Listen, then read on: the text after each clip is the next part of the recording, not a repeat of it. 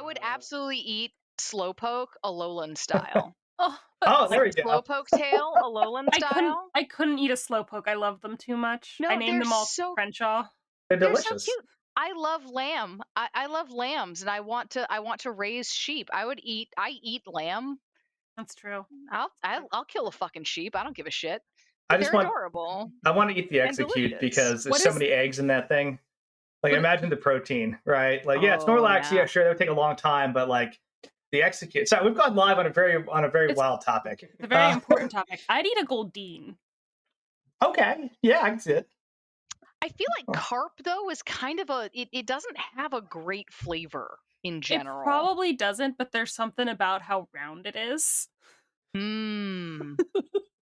There's just something about you get some good meaty steaks off of that thing. Like, Might be more like sea bass than it is like carp. You Mhm. thinking? Most of the water Pokemon I think look particular. They're like too close to. They didn't try hard enough to make them cute. They just kind of all look like real things that exist, and therefore I would eat them. I'm gonna say Fair. Chansey looks pretty tasty. Hell yeah! She looks a little like a turnip, doesn't she? Like she could. Oh, Is that like an egg they're carrying around, or what? It is an egg. yeah, It's an egg. giant egg. There you go. Okay. Perfect. It's a lucky egg Pokemon. I Oh, think. perfect. Yeah. All right. I think I like the later editions where like some Pokemon are literally just animated food, like the ice cream Pokemon that runs around. Like what's gonna happen? That's like you're gonna getting happen You're to getting you. eaten.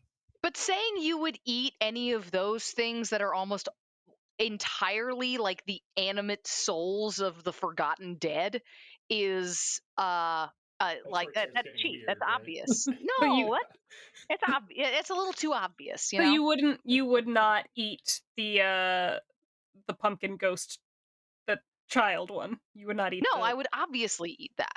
It goes in the pot. It's a Yeah. pumpkin. It's a pumpkin. It's an abandoned child in the woods, but it's a pumpkin.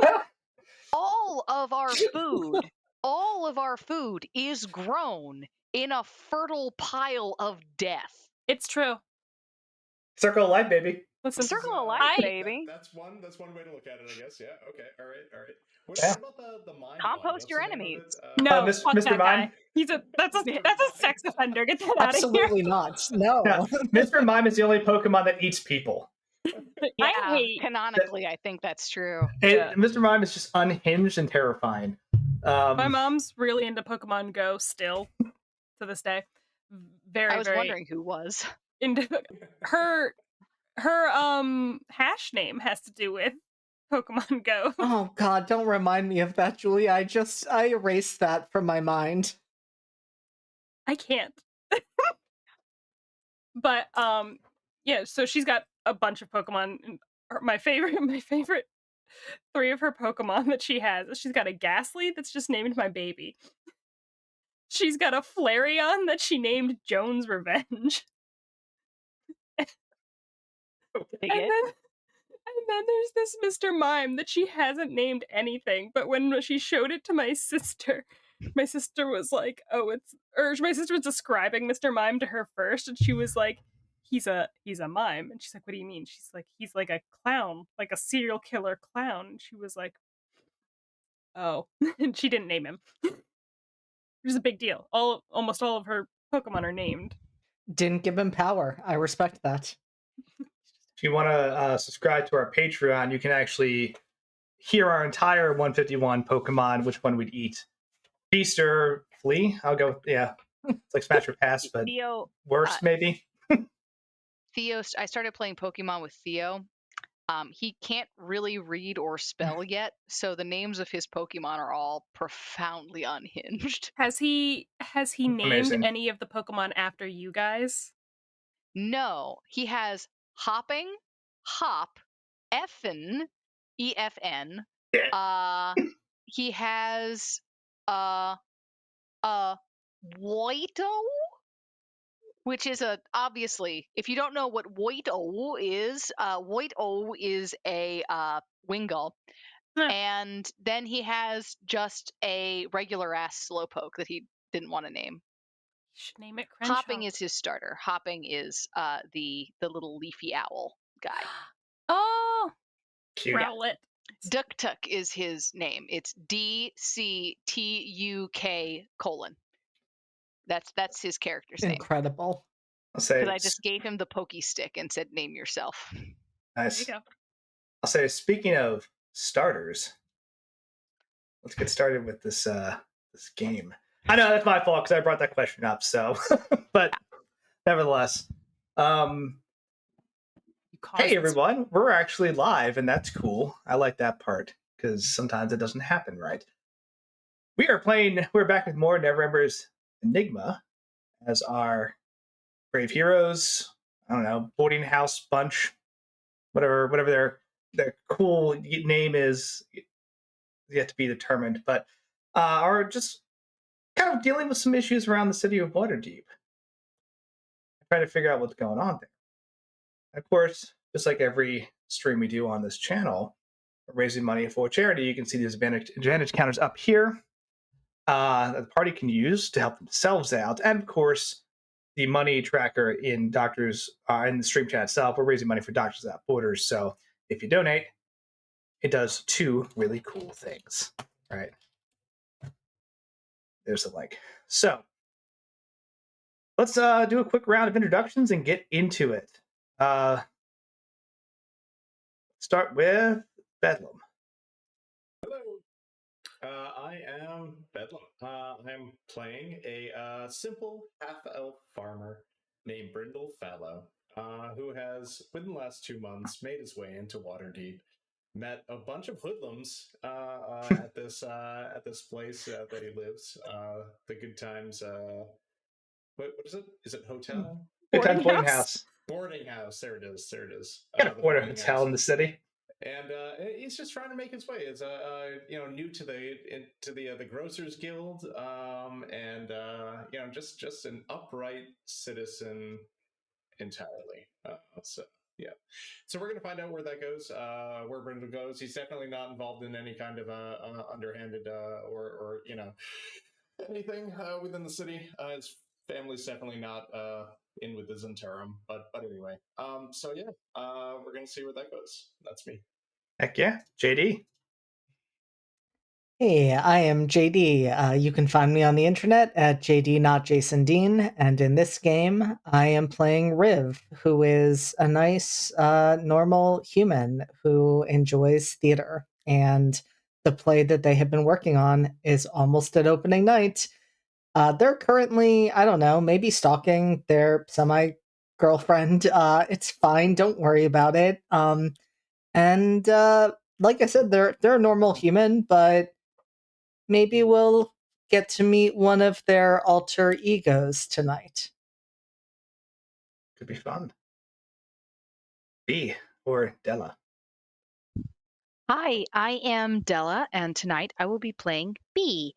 B is a gnomish wizard, and she is kind of concerned about the fact that a relatively prominent professor has just fucking straight up disappeared, which, like normal for like magic people, but like not like this. This was like disappeared, like somebody disappeared them. Anyway, I talk too much when I'm nervous. I'm sorry. I'll let you go. Julia. Hello, I'm Julia. Tonight I'll be playing Lavinia Hale, who is just, a one-armed half-elf city watchman just trying to close a couple of cold cases come hell or high water because some people don't seem to want some cold cases solved, which seems unreasonable to her. Damn, the comments are on fire right now. I'll introduce myself, huh? Hi, I'm Andrew.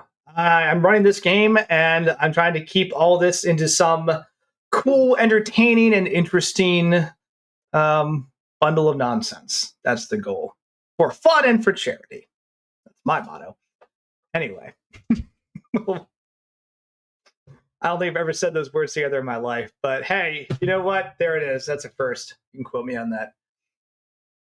Let's dive right into it. We stopped in the middle of a couple scenes. First, I'd be curious though about something. Well, we'll find out. That'll be fun. We're gonna pick up Brindle, who went up to the northern part of the city to go get paid by Kemp Shackett, a merchant that Brindle offered to work with to help keep Kemp's warehouse secured. And once you know it, the exact opposite happened, and his warehouse got robbed. What a tragedy. It was a So, tragedy. It was a yeah. tragedy. But, you know, Brindle being a fine, upstanding merchant of the Grocers Guild, or a member of the Grocers Guild, has taken it upon himself to help the city watch at the investigation. So, Brindle, you are heading up to the Guild Ward. Right? Um, kind of parted ways with Lavinia a little earlier.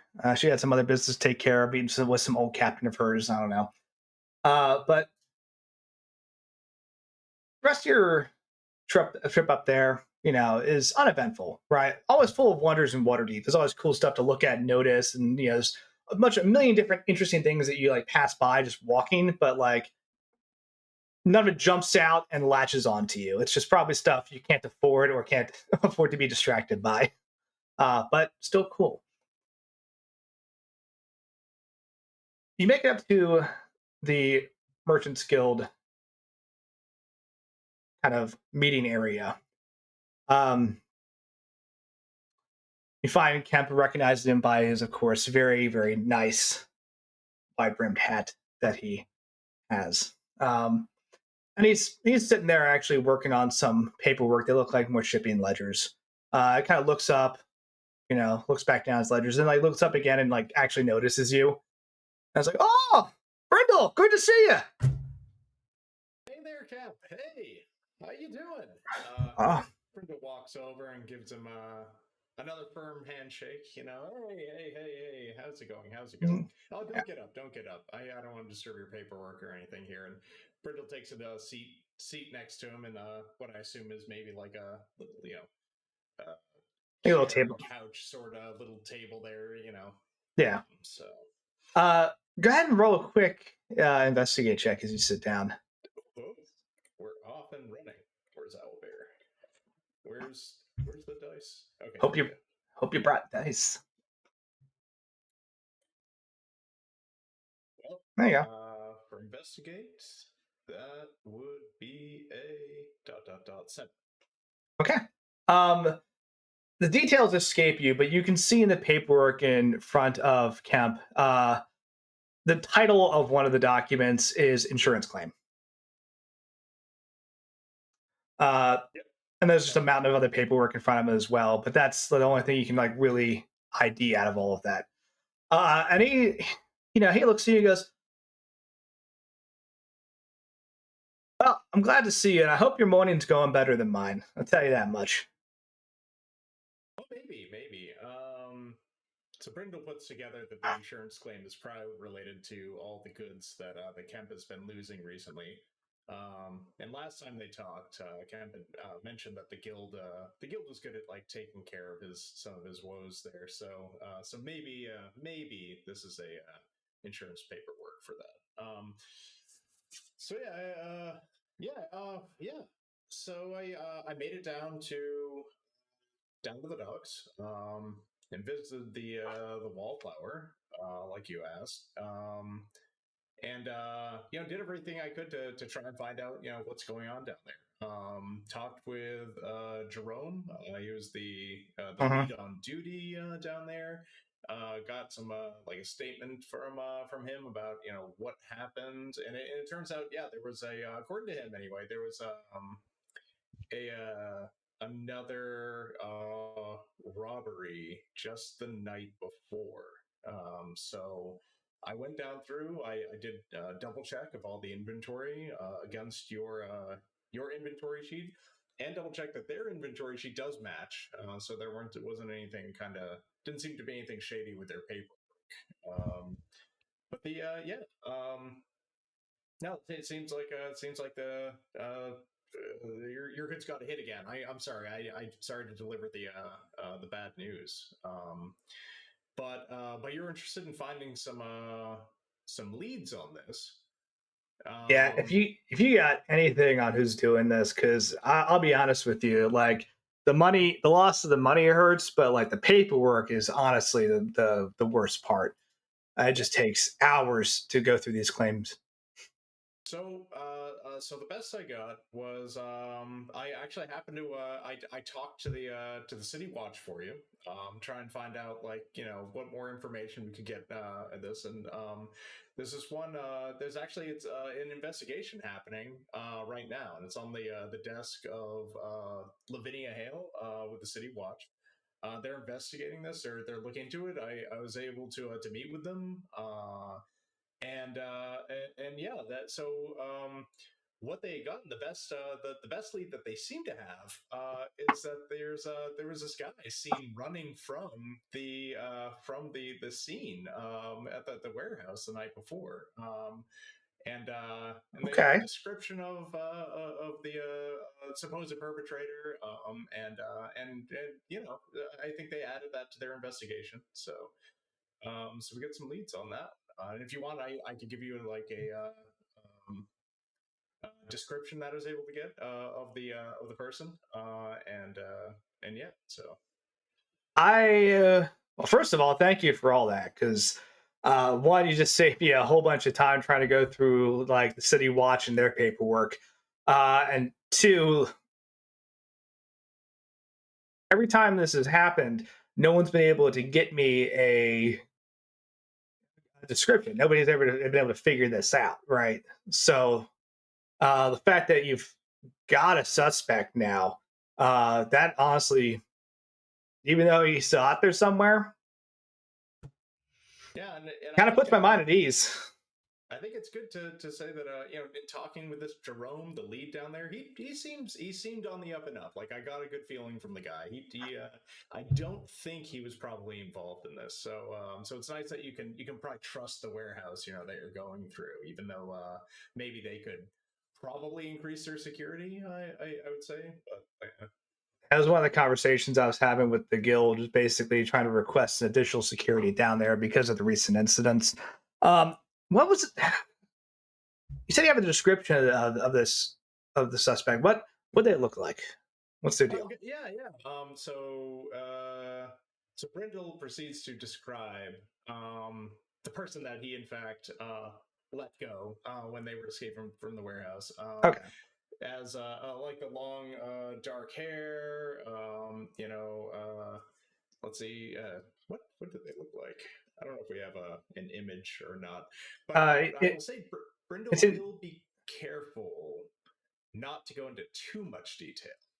okay. Um, Tries to keep it a little more sketchy. But uh, Cool. Yeah. okay. Kemp takes some notes as you were describing him and says, "All right.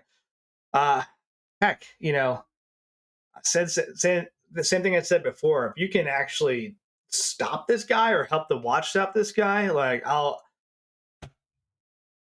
yeah, the gold's still on the table. Hey, just for coming up here and doing the extra legwork, like he like slides 2 gold coins across the table, right? And he says, "I appreciate it, because a lot of people, when stuff like this happens, you got to run to them and kind of push for information and push for things to get done. And the fact that you show up here with all this to help me out, like it means a lot. You Yeah. know, you're a good No dude." problem. Now, Kemp, I thought that deal was that if I found you leads, you said there was 5 gold in this for me, and that if I was able to keep it from happening, there was something about a 30% of the shipment total. So I was kind of expecting, with the amount of running around that I just did for you in the investigation, that finding the leads for you and a name with the City Watch, that seemed worth the 5 that you'd promised me. Go ahead. But I understand, not with the 30%. I mean, that would require actually stopping this from happening and all. But Go ahead and roll a quick persuade. can do. Legal. 13. 13. He thinks about that and says, like looks at his notes and goes,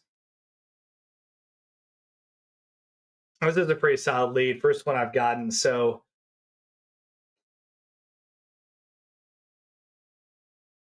all right. Yeah. It slides some more gold across the table. Okay, good. Says I appreciate now. that. Usually, I like to try to take a couple extra steps to verify everything before I pay out. But from one guild member to the other, right? I feel like I can trust you. I appreciate it. I think that's I know you're a man of your word, and I think that hopefully we'll be able to do more work together in the future. We're going to be both in the guild for a while, and like you said, I'm or like I said before, I'm pretty hard up for money right now. So maybe under other circumstances, I wouldn't push so hard, but I appreciate you following through with what you'd said. So. If you're actually looking for work, look, I don't have anything at the moment. I gotta just sort out a bunch of paperwork, and that's just gonna take time. I can't really break it up. But there is a call it like a delivery slash catering opportunity, right? This wouldn't really be an official like guild business. But for Fleet's Way coming up, they're actually looking for some extra hands to kind of deliver a bunch of goods to the shipwright's ball, and then they're looking to pay some additional people to kind of work as servers for the ball itself. And then, of course, whatever's left over at the end of the night, they usually just let people take home, which is pretty nice. That's not usually it's not usually the work that I'm used to. Yeah, guild wise and whatnot. But absolutely, I'm definitely interested. I appreciate you thinking of me for this. So Yeah.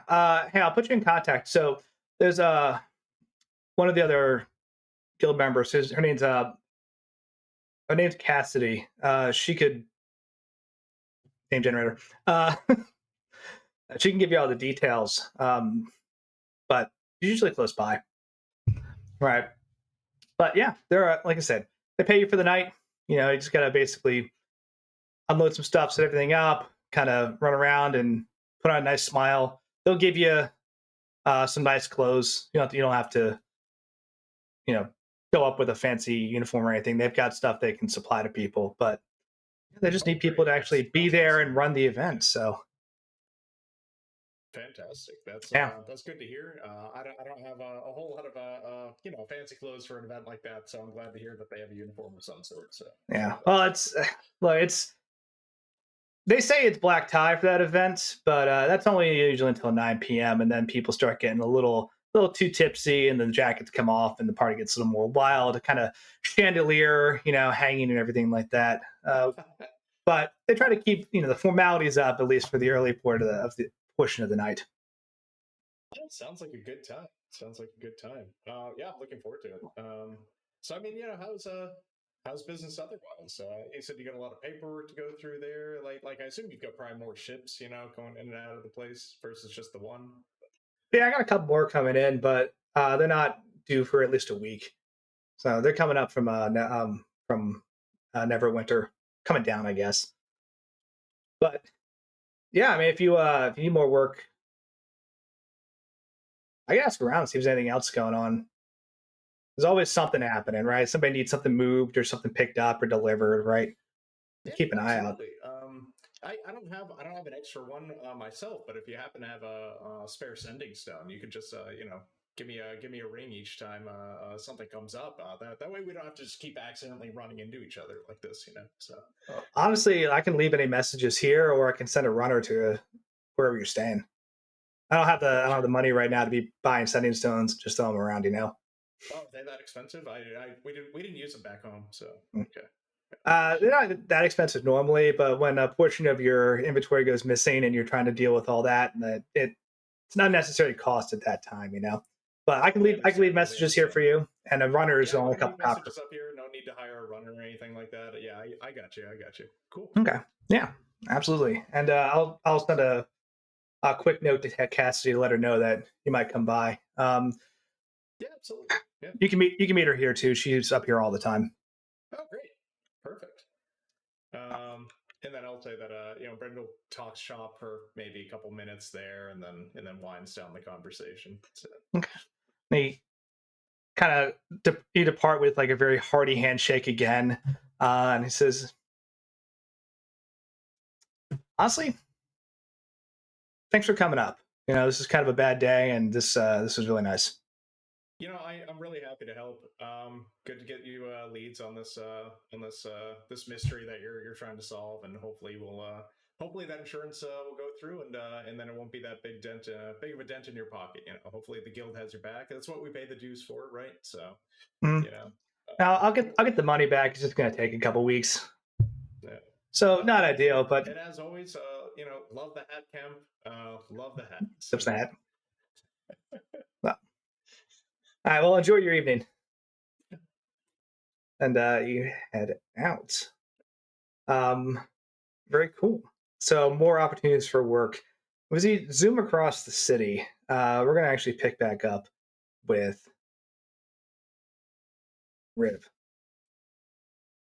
After your dinner, all right, changing notes. After your dinner with Astaire, they had a kind of awkward parting where he offered to walk Astaire home, and she said no.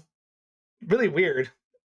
And then kind of fled, right?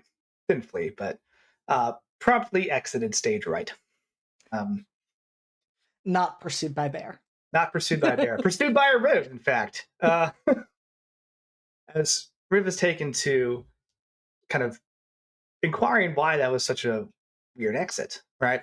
Now, to frame this, because we were slightly off on time throughout the day as you're having your interactions, like, Brindle, you got out of there as it's starting to get dark. Riv, you went to dinner already, right? So you're a little later in the day. Just so this time is wibbly wobbly, and everyone's kind of doing stuff at slightly different hours. But you head out, and how do you end up following Astaire? Like, what's the move here? Just gonna like go through the city streets? Are you gonna like go to the rooftops? What's get in a taxi and be like, follow her? No, the last one costs money, Andy. I'm That's not true. going to Taxis are spend my expensive. money on a taxi. I think what we see is Riv watch Astaire leave and just peer after her with this furrowed brow. And then we just see them kind of move into the shadows. And they start. Sounds worse than it is, Julia. Stop judging me. It's fine. Your date decided they didn't want to walk home with you, and you're stalking them. I'm sorry. I cannot withhold my judgment. I love you, but I cannot withhold my judgment here. This I group is just known for want to stalking make people. sure she's okay. That's all. Okay, but like, Yeah, she but expressed a didn't boundary you- by not walking home with you. Didn't you like have this whole thing with B about that earlier? We were so chill about that. We were so fine with that. Well, okay. I'm sure Astaire will be just as fine as you were. If she I love even you. finds out. I love mean, you, but don't worry about it. What's her perception? If Not you great. do crime and nobody finds out about it, did crime happen at all? Exactly. Lavinia? That's what I always say. technically, If as you she do pointed out, crime, if you do crime and Lavinia doesn't have to do paperwork about it, did a crime happen at all? Honestly, this sounds like a recap of a boarding house conversation. like legitimately, Lavinia's answer was, you technically cannot investigate stalking until somebody realizes they are being stalked. So no crime. Perfect. So no crime. It's fine. Don't worry about Jesus. it. Okay, cool. Hey, make me a stealth check as Riv just like disappears into the shadows and starts to follow Astaire. That is an 18. 18. Good roll. Okay, so you take off. You're, like I said, in the North Ward area, kind of close to the theater where you had dinner, right? Astaire heads down the main Slumore Street, and then actually hooks a right after one of the main high road down to Shield Street, a couple blocks down. The houses around here are nice. They're beautiful. They're like, this is the classy old town, old money area of the city, right? That's why all the museums and the theaters and all these really nice, popular cultural centers are kind of built up in this area because they're just consolidated there for the most part. There's some stuff scattered about, but as you turn the corner, kind of keeping your distance, see a stair actually goes to uh, one of the houses on Shield Street, unlocks the door, and goes inside. By your estimate, this is like it's not quite a manor house, but it's very large for the city itself. Easily like a 5-bedroom house with space with a little front lawn area. Um, Definitely nicer than most people could afford. Interesting. I mean, legitimately, Riv was only following for the. I mean, this is like now knowledge that they are filing away in their head, but they saw what they needed to see, which was that a stair made it home. Go She ahead had and a make it. key. She walked inside. That's what's needed in this moment. And make a perception check.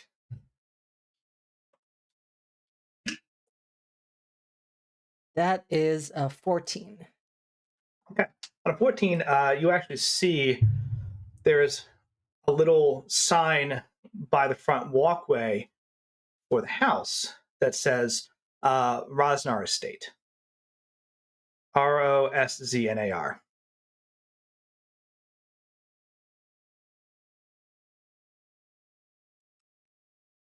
Filing that away as well.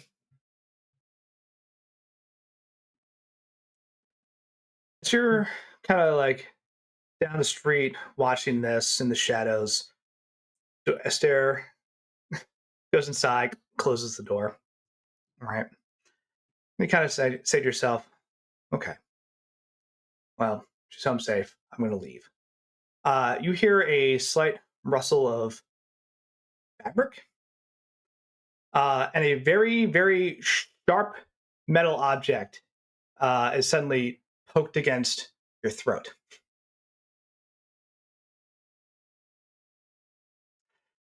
And you hear a voice just say, "Hi, what are you doing out here?"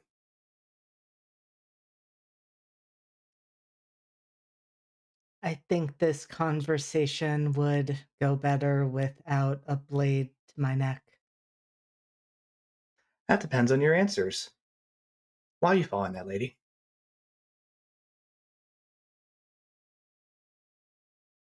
I was making sure that my friend made it home safely. Go ahead and throw a persuade, please.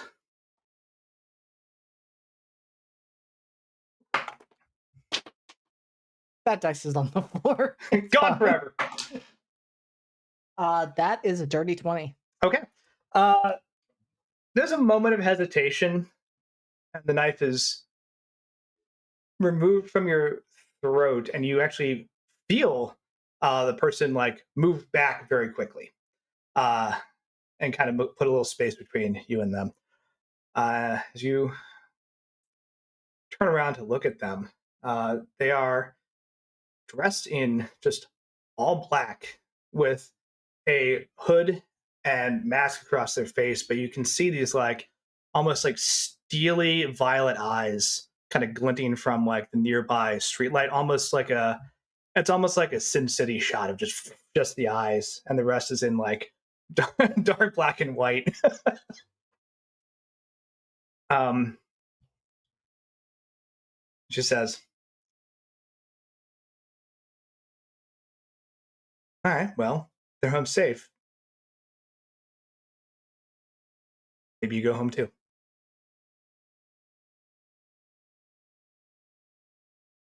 You asked me what I was doing following my friend. What exactly were you doing following me?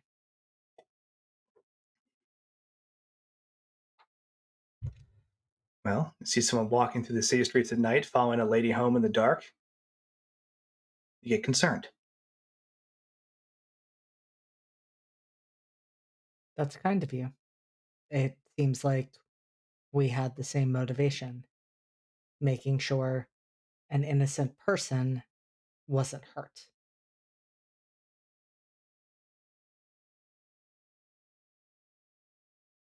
She just keeps staring at you and just says, well, that's done. Off you go.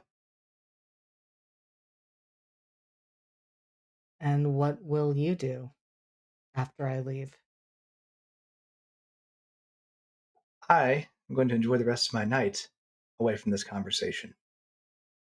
And proceeds to take a step backwards and vanishes into shadow.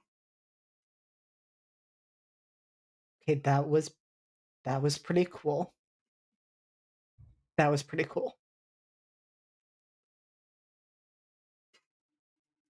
But yeah, and Riv, you're, as this person disappears, kind of like feel like a little sting. You have like a little pinprick blood from where the dagger was, and like, ah, oh, damn. As the adrenaline kind of fades away, and you're just left kind of standing in this alley across the street from the Rosnar estate. What do you do?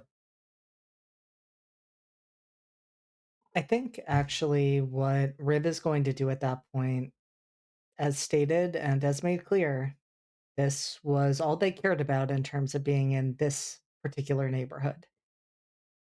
They would like to go to see what's happening at the sanctuary. Okay, cool.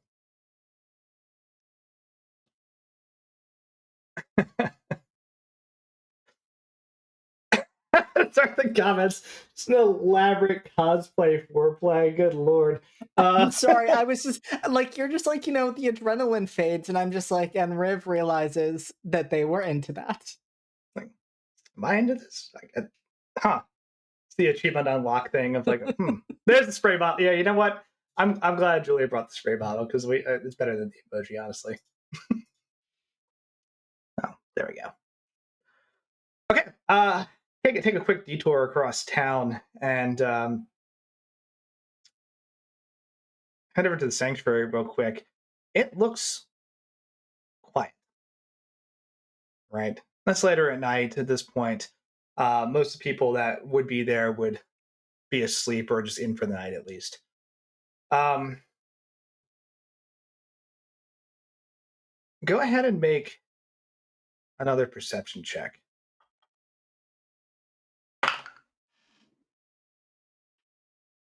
That is a 14. Okay.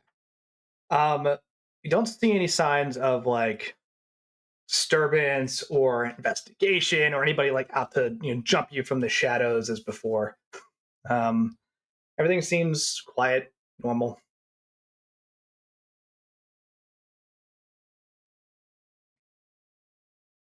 I think given that as much as Riv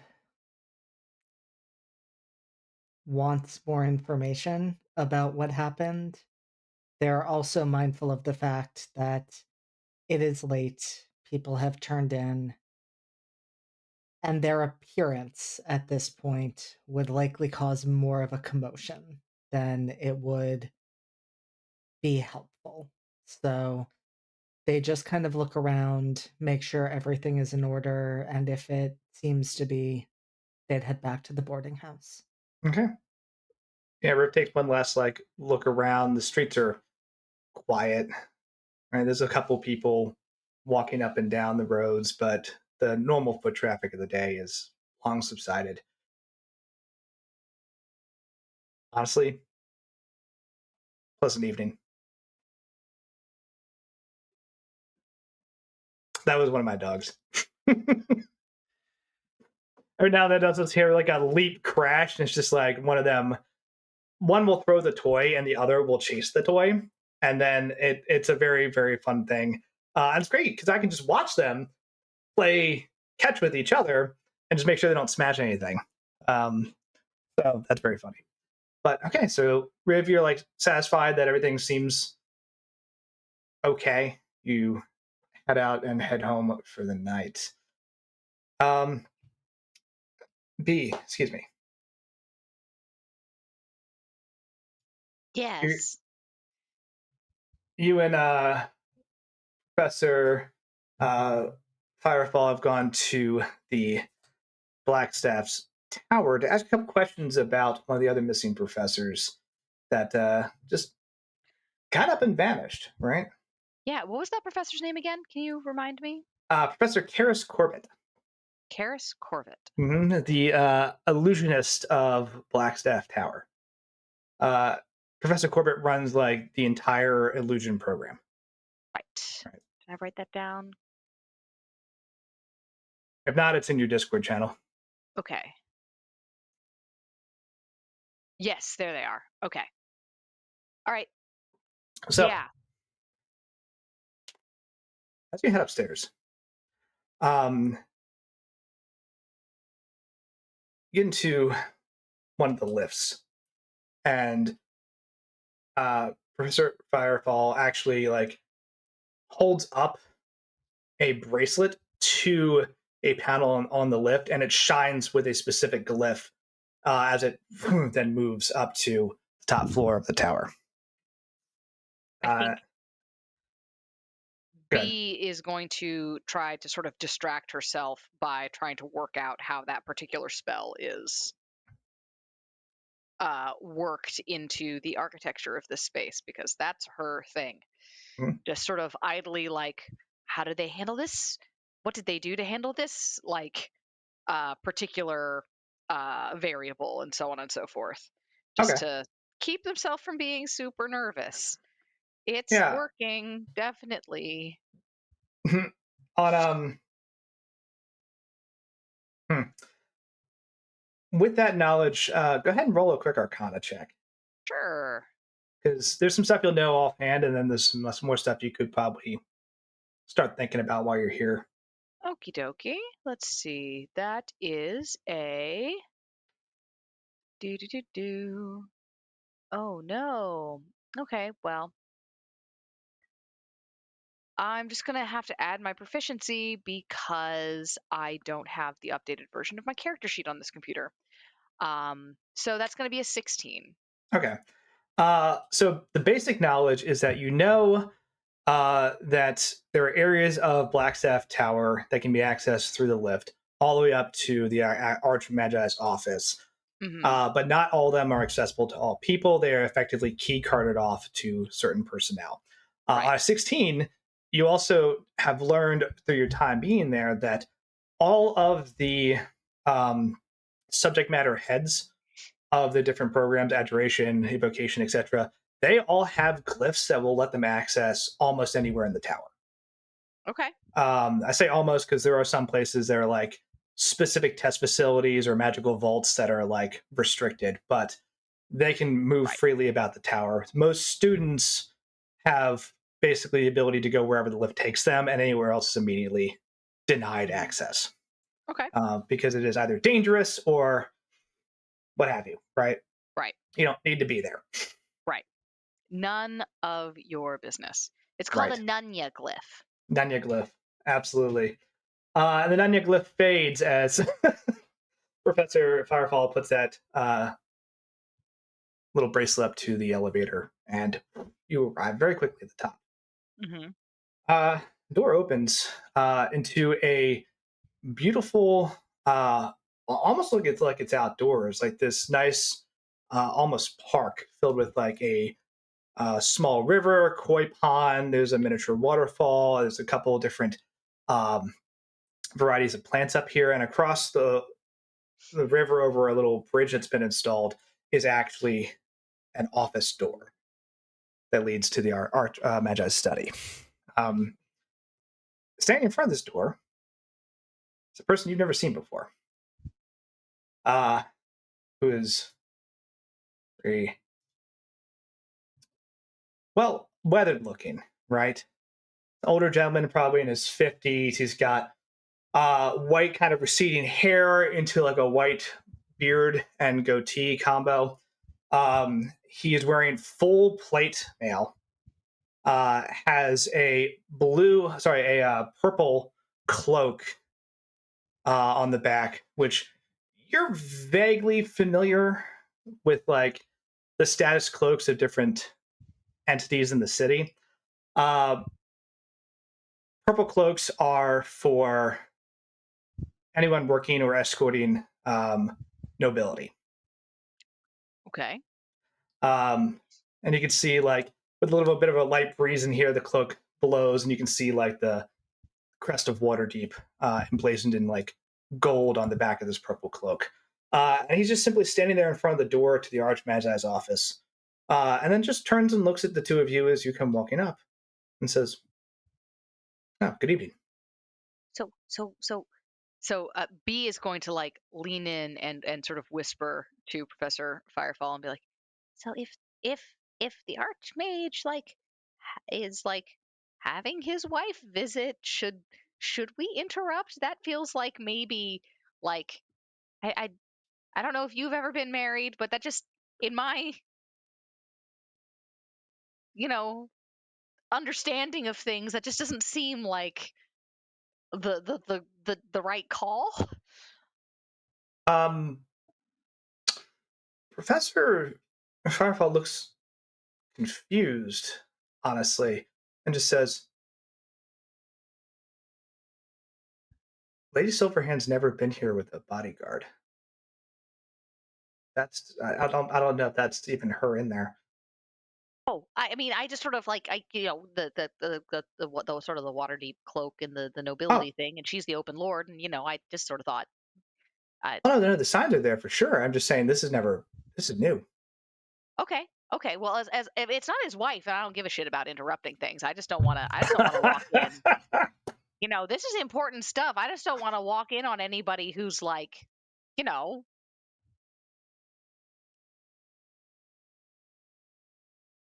I'm not going to finish that sentence. You're my employer. Engaged in important business discussions, Engaged in important business, yes. of course.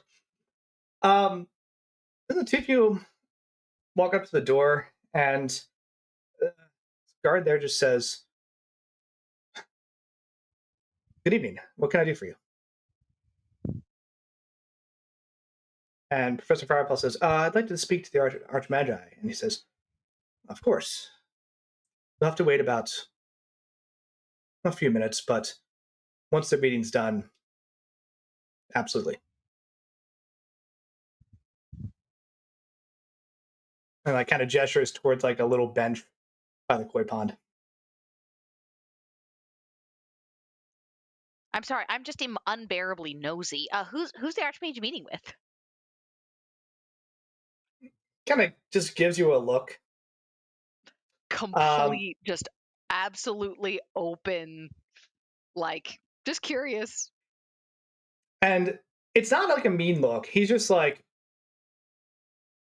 assessing you. Hmm.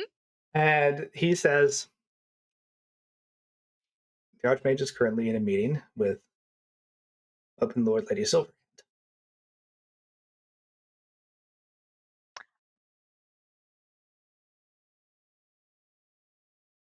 Well, all right. Now, of course, given both of you are members of this academy, I have no interest in stopping you from talking to your boss. But I was asked to simply stand by the door while they finish their discussion. You don't have to justify it to me. I'm just like I said, I'm just nosy. I just want to know you know, that's all. I appreciate an inquisitive mind. Please have a seat. And B will do so. So that's weird. So that's weird that there's a bodyguard there. Yeah, that's definitely unusual. I don't know. Huh. Now it's got me like I wasn't nervous in the lift. I'm a little nervous now. I can see there being sort of two. I mean, there's a couple of explanations. Either there's a problem with like magic users in the city. That would be obviously like the worst. The worst case scenario is that there's like a problem, like people preying on magic users in the city, and that we've all got to fucking worry about that. It's happened But before. it's happened before. Wouldn't be the first time, probably wouldn't be the last time. Hmm. People get really suspicious of people who can, unmake the universe. Especially after the spell plague, it was nobody's fault here, but there was a bad reputation for quite some time where people didn't very afraid of magic, and rightfully so. Did a lot of damage. No, I understand that. I get it. I get it. Magic is not probably shouldn't be fucked with as casually as we fuck with it. But that's a philosophical conversation for another day. But I could also see a less catastrophic for us, but potentially still like problematic thing where there is political necessity in her showing off that she has the authority to command guards. Yeah, I mean, it's pretty well known that the Open Lord at the end of the day is the final say in what happens in Waterdeep, but there's a good point to maybe flexing that authority. Doesn't happen often, Yeah, interesting. If that's what's happening, interesting that it would be happening now. right? As you're talking, the door opens, and that large plate mailed bodyguard kind of moves out of the way, and you see uh, Ladriel Silverhand walk out, followed by the Blackstaff, right? And Ladriel Silverhand, just beautiful, like purple white hair, kind of braided back in like a very practical but classy gown, moving through the area with just honestly supreme grace. And um, Blackstaff Arunson coming out, very much like long dark hair, kind of down, like very Jason Momoa style, like darker robes, like I said, and just a ton of different like rings and necklaces and bracers and just all this. I mean, if you were to use detect magic on this guy, it would just literally melt your mind how much stuff is coming off of him, right? Hmm. um, and Lady Silverhand looks. Well, go ahead and roll some insight if you like. I'll roll some insight. Maybe feeling a little insightful. I'm not. I'm not feeling particularly insightful at all. So I'm gonna add. That is a 10. Okay. You don't quite catch the vibes, but you hear the last part of that little. She looked like they had a romp. My turn to get out the spray bottle there. Listen, you failed the inside check. You don't know. It's going to be a mystery forever. Listen, I have been around a while my own self, and I know how things work, and I'm just going to assume that everybody's happy. Romp remove. We're going to have Love a it. combat and I have to kill somebody real quick because y'all getting too horny. We're just making dirty jokes. I appreciate this, though. If you have to be horny to make dirty jokes, then I would not make half as many dirty jokes as I make. I want to do the math on that, but that's sorry, bro. I don't know. Anyway, I got nothing. Moving on. No. So you hear the tail end of their conversation as Lady Silverhand steps outside and says,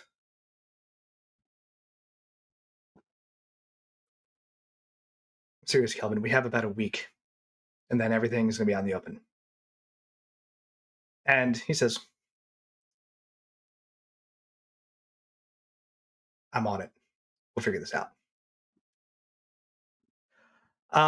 And then they both see you and Professor Firefall, and Lady Silverhand just kind of gives you a respectful nod.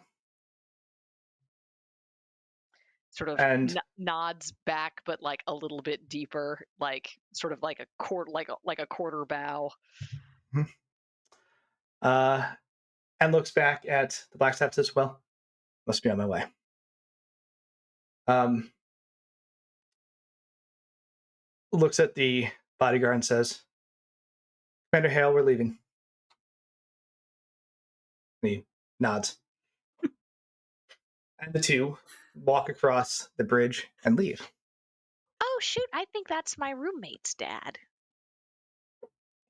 Professor Firefall looks like you and goes, "What? What?" What?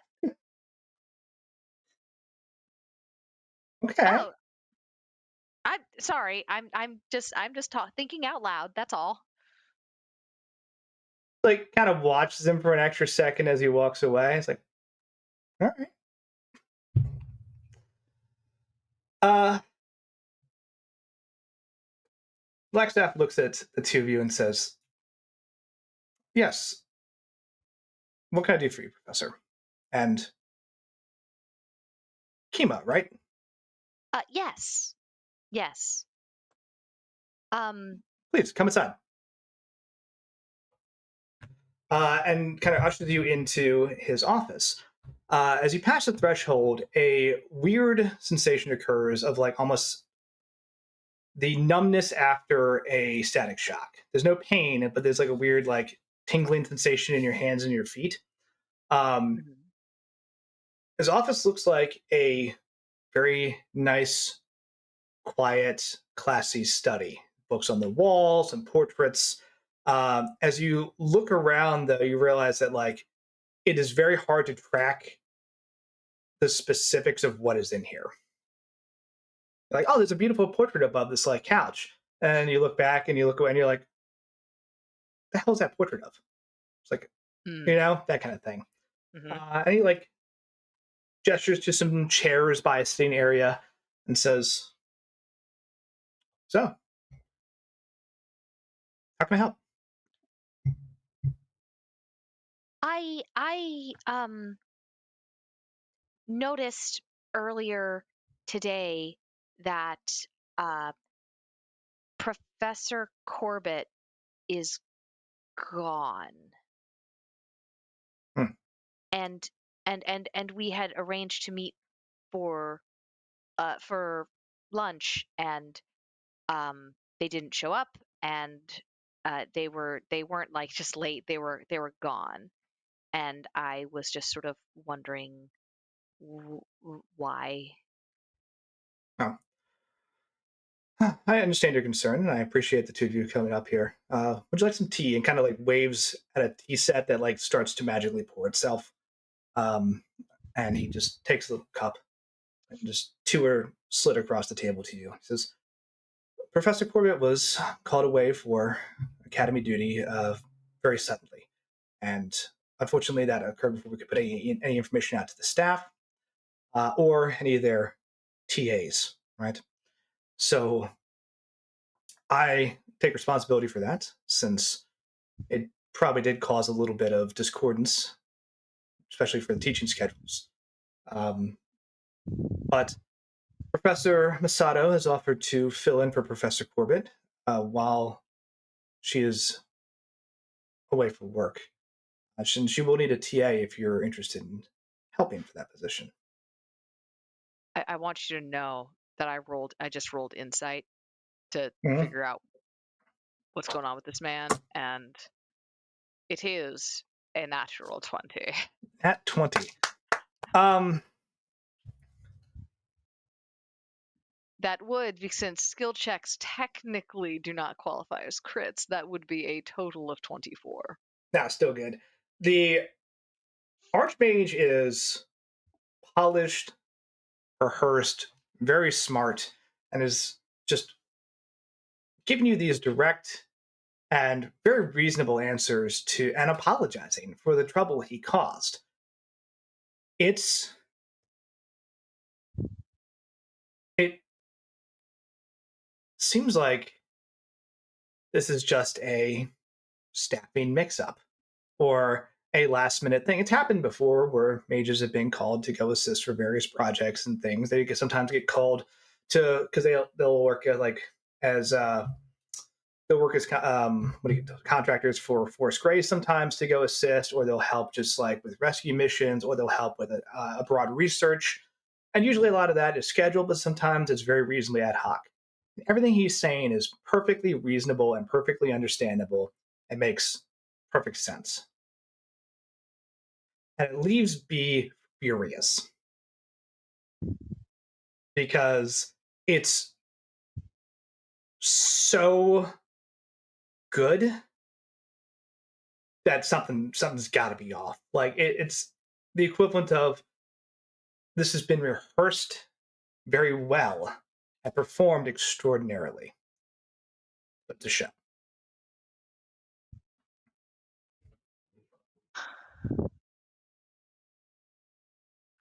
And so he simply says, and of course that TA position would be open for you under Professor Misato. Now, her focus is more transmutation, but still, she has a good illusionary background and could cover those courses for the short time that Professor Corbett is gone.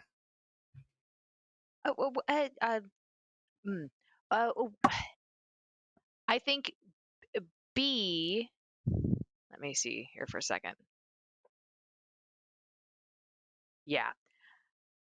I think this is where B, who is cute and charming, her 10 in charisma starts to show in her complete inability to have a poker face. Okay. So all of that, like, I'll give you the role for this one because I don't want to just have you give up that you know something. But go ahead and roll deception, and I'll throw the insight. sure. DC DC is 22. Sick. I rolled 8. Okay, fair enough. I want to give you a fighting chance. I love it. I could not have rolled higher than a 22. Okay, I could yeah. have rolled another nat 20. That to be fair, that was an exceptionally high dice roll. Yeah. That wasn't No. like I rolled an 8 and it swung that high. But Nope, this works for my envisioning of the scene.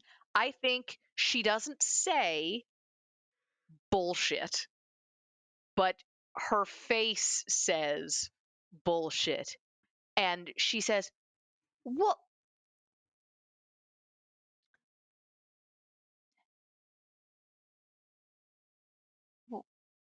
When? Um, sort of like grinding, like kind of like clenching her jaw. It's like, when will I just out of curiosity, when do you think Professor Corbett will return from there? I understand, of course, it's just out of curiosity, since I did have a meeting with them. oh, of course, Professor Corbett's expected to return within the fortnight, assuming that everything with their studies and travels is not delayed.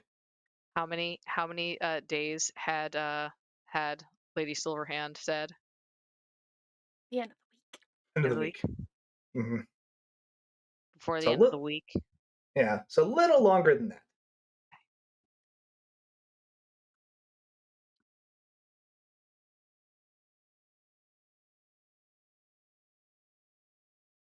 Now, of course, since you are splitting, if you accept the TA position, you'll be splitting your time between Professor Masako and Professor Firefall here.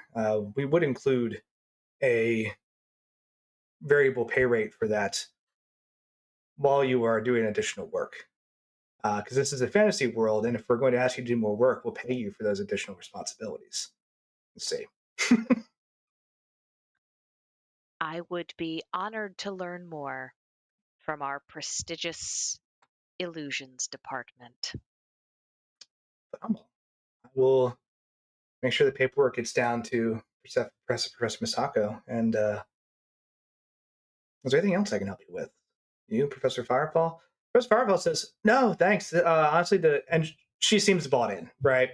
Because I did roll an insight for her as well. It was not a nat 20. And Because no, it was such a concern because Professor Corbett was here this morning, and then all their stuff was just gone. And the Archmagi says, "Well, that's of course tower policy, as you know. If any teacher has to be away for an extended period of time, we do make a point to archive and lock up all of their office belongings. A Um, fortnight counts as a long time. I'm sorry. I'm no, sorry. anything more than 48 hours. The point is any magical research they keep working on, any items that they happen to be experimenting with, anything like that could be extremely dangerous. And Mm. well, when you have a tower filled with the capable young magical minds, sometimes locks just aren't enough. So we make a point to secure that. Now, I'll admit this happened a little faster than usual, but we wanted to make sure everything was done properly. And again, like you're just reading that, like everything he's saying is true, but like it's when they're gone 48 hours, not 6. Like what the hell? Like she could have taken a half. They could have taken a half day, come back tomorrow, and all that shit. Like that's insane. But Mhm. it all makes sense. Mhm. Um, it says, "Well, I'll drop the paperwork for the teaching position, and I'll push that down to Professor Misako. Is there anything else I can do for you? Either of you, please. How's your research? How are your classes? Oh, they're excellent. Will be. I have a excellent opportunity to enter the what's the like undercity, not the undercity, the Oh, graveyard, City of the Dead. Yeah, city of the dead. I mm, am about to have an excellent opportunity to enter the city of the dead to do some hands-on research. that's Uh, good. I'm glad.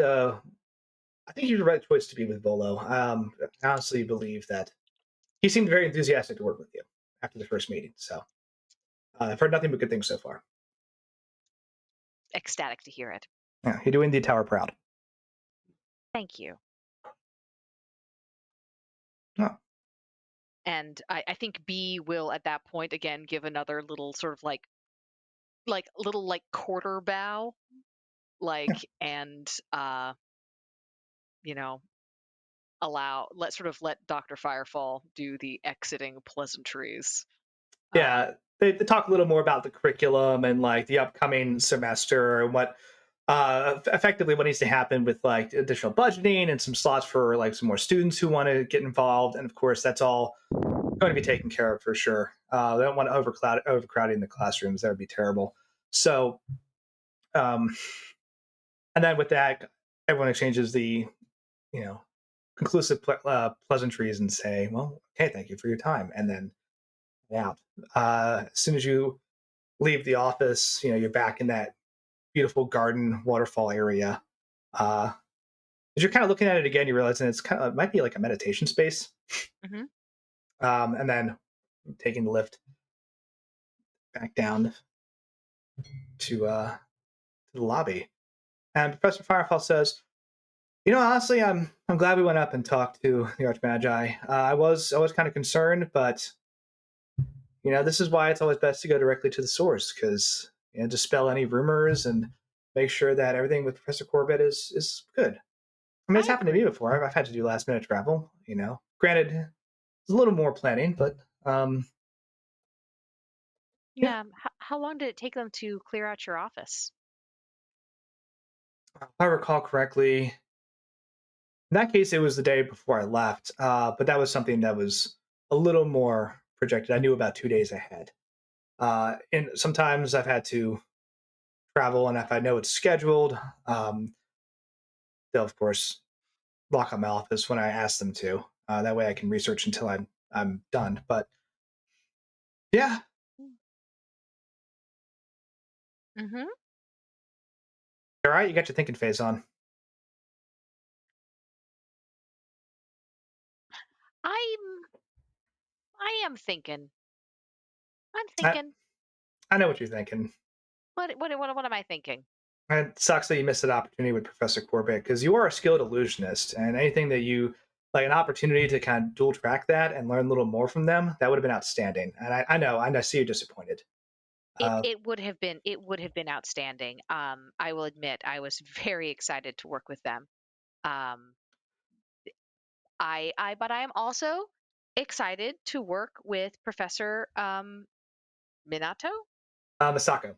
Misako. I'm Mm. also very excited to work with Professor Misako. Um,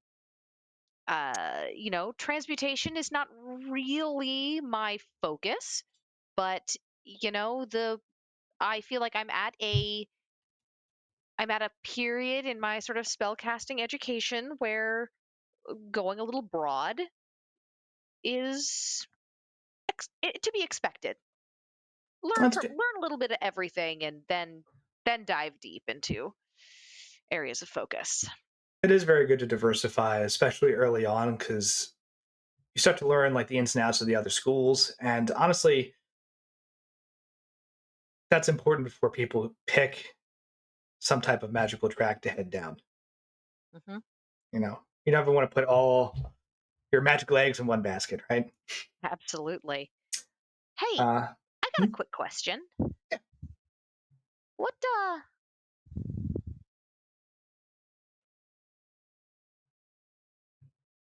actually, I have a question for the GM first. What are the so, are stop? sorry. Are there So, are there any other magic universities in this universe on the continent? Like where are the other like universities so of magic? And what every might be considered our rival? the honestly the your collect you have there's two other schools that you like know about that have the same level of like prestige that the Blackstaff Tower does, right? Because you're basically at the like Cambridge or Yale of magical academies. Like there are places you can learn magic, but they're not places that have arch magi that actually like teach that depth and level of power. Hmm. Um, your closest like school ally would actually be up in Neverwinter, and I think your school rival would be down in Calumport. Okay. But they both have very accomplished magical studies programs down there that Mm. you could say could rival the Blackstaff Tower Academy, but you'd be What's wrong if you said it in Waterdeep. right? What's Calimport? It was just like the Calimport Academy. Yeah, I can give you their names because I did not expect that question, but That's fair. I can give you the names. But yeah, there are magical schools up there. What's the Did you ever look into a position at Calimport or Oh, Neverwinter? I thought about it. Neverwinter's nice. Calumport way too hot. Mm. Summer days are brutal. Mm-hmm. Neverwinter's beautiful, but they've just never had an open position, for abjurers up there. Mm-hmm. Really, never an open position. Yeah, it's a beautiful city. Once people get in, they tend to make careers up there. Does it seem strange to you how often we have turnover here? Yeah, people come and go. People travel, and I hate to say it, unfortunately, some people go the way of Force Grey and they don't come back. You know, there are a lot of hazards in being a professional adventurer. Even with magic, you can still die a very painful death somewhere. Yeah, I suppose that's true. It's happened to a couple colleagues of mine. They came back from a couple of very, very fruitful adventurers. They lived like kings for a few months, and then they went.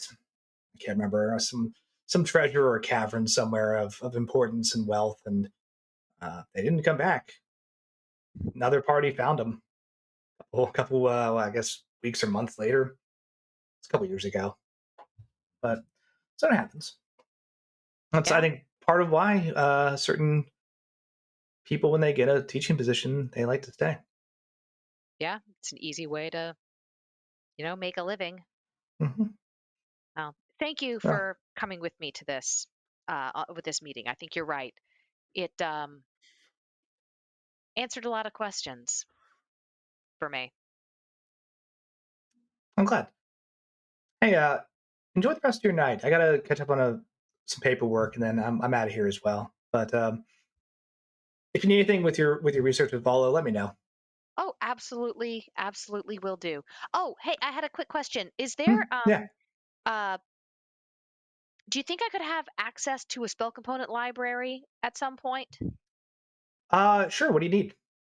I don't know exactly yet at this point, but we're going to be kind of preparing to go to the City of the Dead. And I, as you know, I have a grad student salary, and um, there are certain things that I just don't have the actual money for. So if it was possible for me to potentially borrow some things, it would be very, very helpful. I will, of course, take immaculate care of them and return them as soon as we return from the city. We're not I'm not trying to um I'm not trying to start I'm not trying to steal shit awkwardly from the Blackstaff Academy. That sounds like the stupidest decision I could make. Yeah, that would be a pretty cool way to get fired. You can go Yeah, down and talk. yeah, there's a lot better ways, more interesting ways to ruin my life, I figure. That's one way to look at it. Yeah. You can go talk to Brando. Okay. Right. He's down there in the component library. He'll sign out basically anything that was like that's standard. The more expensive it is, we'll probably ask some more questions. But I can give you for research here. Tell you what, I can give you something that says like writes out a quick note on like some very you've seen this before. Like there's very specific like arcane request paperwork or Mhm. paper that is used that makes it very hard to like forge and other types of things. Scrawls like a quick note, signs Professor Firefall, and then hands it to you, basically saying authorization for borrowing up to second level spell components worth 100 GP. Um, and says if you need anything more than that, I'm gonna have to request higher, but I can authorize you for second level. Just whatever you need to borrow. You can purchase components down there too. 'Cause some things you can borrow and use, and some things they're one-time use. So just be prepared for that. He's not going to give you something for one-time use. Absolutely. No, that makes sense. I'm going to be researching what I want to take with me pretty carefully. Uh so yes, thank you so much. Absolutely.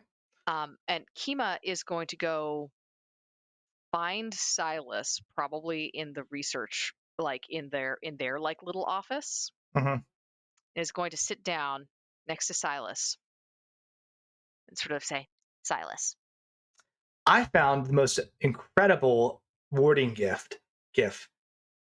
Did you know that you can actually attune the ward to the different types of astral and spiritual vibrations, thus selecting the type of ghost or phantoms you want to ward, and it actually makes it more potent than a standard warding procedure for all spiritual aspects. Now, the hard part here, I'm sorry, did you say something? I am, yeah, I did. I am actually very interested in what you have to say about warding glyphs, and I want to know more. Um, but I have a question for Mm-hmm. you. This is just sort of like an exercise, just kind of like a thought exercise that I thought might be fun. Um, if you were the Archmage of Blackstaff Tower, why would you get rid of an illusion professor? Well, I mean, that's where I see myself in 20 years is at the top floor of of Flagstaff Tower. So, yeah, I'm sorry, why would I get rid of a what? Why would I get rid of an illusions professor? Uh, What do you see with that? You are powerful head Archmage, mhm. illusion professor, gone. You want them gone for reasons. What might those reasons be? What do you think those reasons might be? It was like the This is first thing that comes to your mind of like illusion professor, irritating me, all powerful archmage. and this is a thought exercise, right? This isn't based on Of anything. course, this is not. It's not based on anything. I'm lying to protect you. Did you say that part out loud?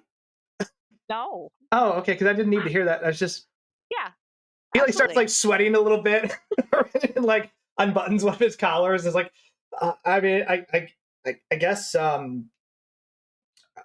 mean, illusionists they hid or they transformed something they weren't supposed to.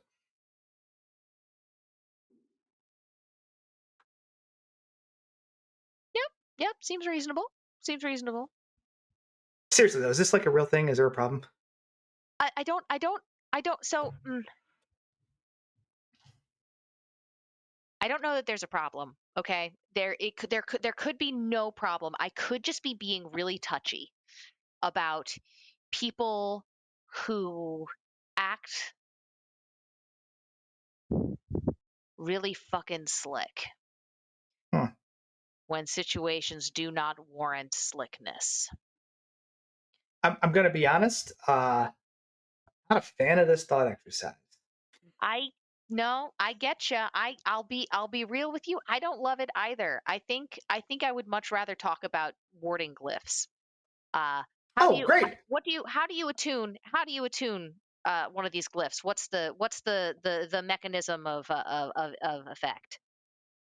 Well, the way you do that, and he starts going into the details behind his research, right?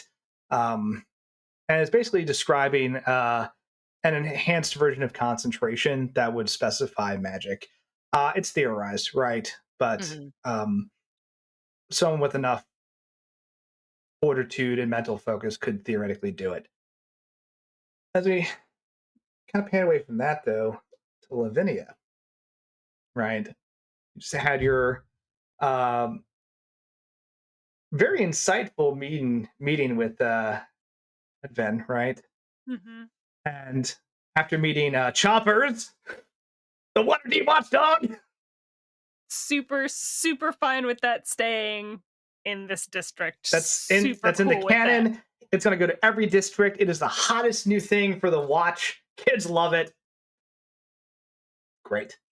But also being told details about a recently closed case that was closed dramatically fast. And further details from your friend Advin basically said that he was annoyed at how quickly that was shut down and did a little bit of investigating himself and was told to drop it because it was a cold case. So you've left that conversation into the evening of Waterdeep. What's Lavinia doing? So, given everything that I have in the official report and also the unofficial information, I really want to find B now to talk to them even more because first I wanted to talk to them about, hey, did you know this person who they were, an engineer? Did you know them from your work prior to, going to school and all that going to magic school and all that stuff?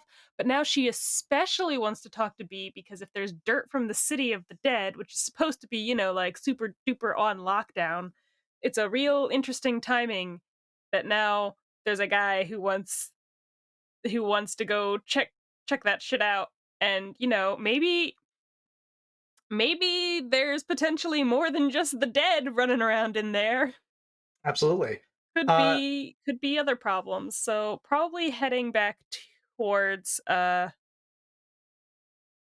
guess, yeah, probably heading back towards probably first my station to drop off the things and fill in from my day, and then heading on home to try to hopefully catch B. She doesn't really know what B's schedule is right okay. now, but Just to clarify something in the narrative, during the day, the City of the Dead is open. okay. It is open to people who want to visit graves and like lay flowers and all that stuff, right? It is at night when it is specifically on lockdown because there are mausoleums and tombs of very like noble families, and there's like some heirlooms and stuff like that that are out there as well that have been kind of like there's a lot of valuables in that place, and so that's the reason for the additional guards at night. Yeah, You can go through with permission, like Volo's doing, but they assume if you're there at night without permission, you are trying to rob the place, and they get fair, mad about that. probably So valid, but um, yeah, you head down to the boarding house. When you walk inside, Suda immediately just flies off the counter and like just paws at your legs for attention. Um, I'll pick her up. Just it's almost like a habit. I just bend over and scoop her. no one else has gotten back yet. They're all out doing various things. But can you make a perception check for me, please? Is that man in my house? Perception. Perception's okay. Okay, that's an 18. You hear a faint, like, thumping noise coming from upstairs. It's not like rhythmic or anything. You just hear like a couple of thumps and bumps. It's not rhythmic, damn it! That man is. Everyone in Waterdeep is just fucking. Hey, it was a brothel. You know what? Fair point. I will abstain from the too horny because that checks out. But yeah, that's what you hear from upstairs. Well, I don't like that Suda necessarily. hisses at the noise. So I'm gonna go check that out. A Okay. little bit Yeah, cautiously. you work your way slowly up the stairs, kind of stopping and listening every now and then. You get close to the top of the stairs, you hear again another like just thump, and this time accompanied by, damn it, thanks for this scene, like a low moan. From whose room? Brindle's. On an 18 perception, you hear it sounds like an older lady.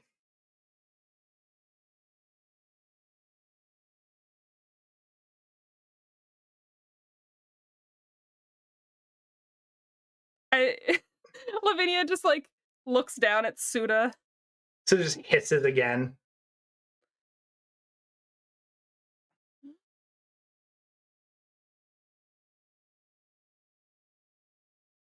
Well, I know he's not home. So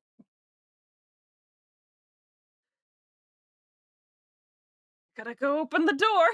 Just Okay. Just gonna give no time for anyone to know what's coming. Just gonna open the door. Okay. You head into the room. What you see. Have you been in Brindle's room before? No. No. Okay. Probably not. I don't even know if she goes in at this point. She just like opens the door and stands in the doorway with Suda. Just opens the door. You notice that the room is a mess, right? There is stuff like the bed has been like thrown up on its side. There are papers everywhere. There are like clothes pulled out of the closet and thrown around. There is just like clear evidence of what looks like a very hasty search of some type, or maybe a whirlwind that just came through here, right?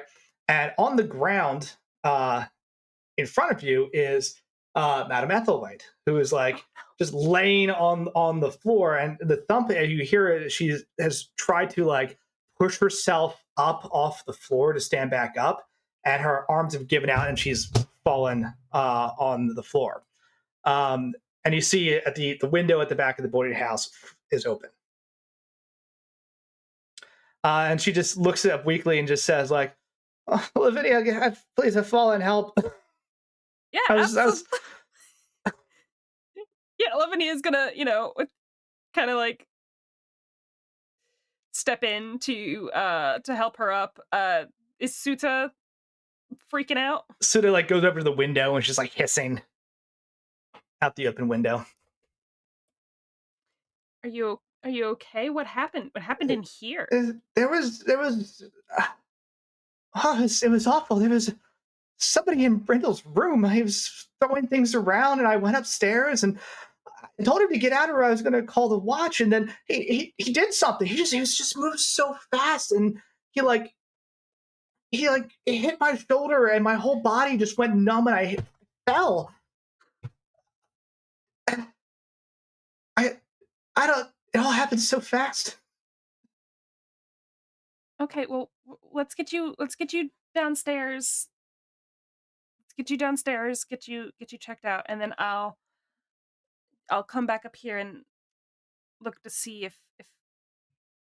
let's get you taken care of first, okay? Get you downstairs. Okay, thank you. You like escort her downstairs down to the couch and like get her some tea and get her comfortable. You don't see any like injury on her person. There's like a little bit of a bruise here, but like she's not like bleeding out or dying or anything like that. She just whatever like happened here just caused her to fall and flail around. Okay. And she like starts drinking the tea. Her hands are like a little shaky, but she seems to be recovering. And Suda's like next to her on the couch, just like curled up, like purring pleasantly. Um, What did the man look like? he, he had like a cloak on, but there's like he had like this stringy dark hair I could see, and it was every. I told him to, like I said, I told him to get out, or I was going to call for the watch, and then he just lunged at me, and then he jumped back out the window. Does it look like he took anything with him? Could you tell? I don't know, but he was dumping a drawer or something when I walked in. It was all very confusing. There's so much noise, and I thought, well, Brindle's gone. What's going on up there? You know, and I don't try not to go into your rooms because you know that's your space. But I thought maybe there was someone in trouble, and just got attacked.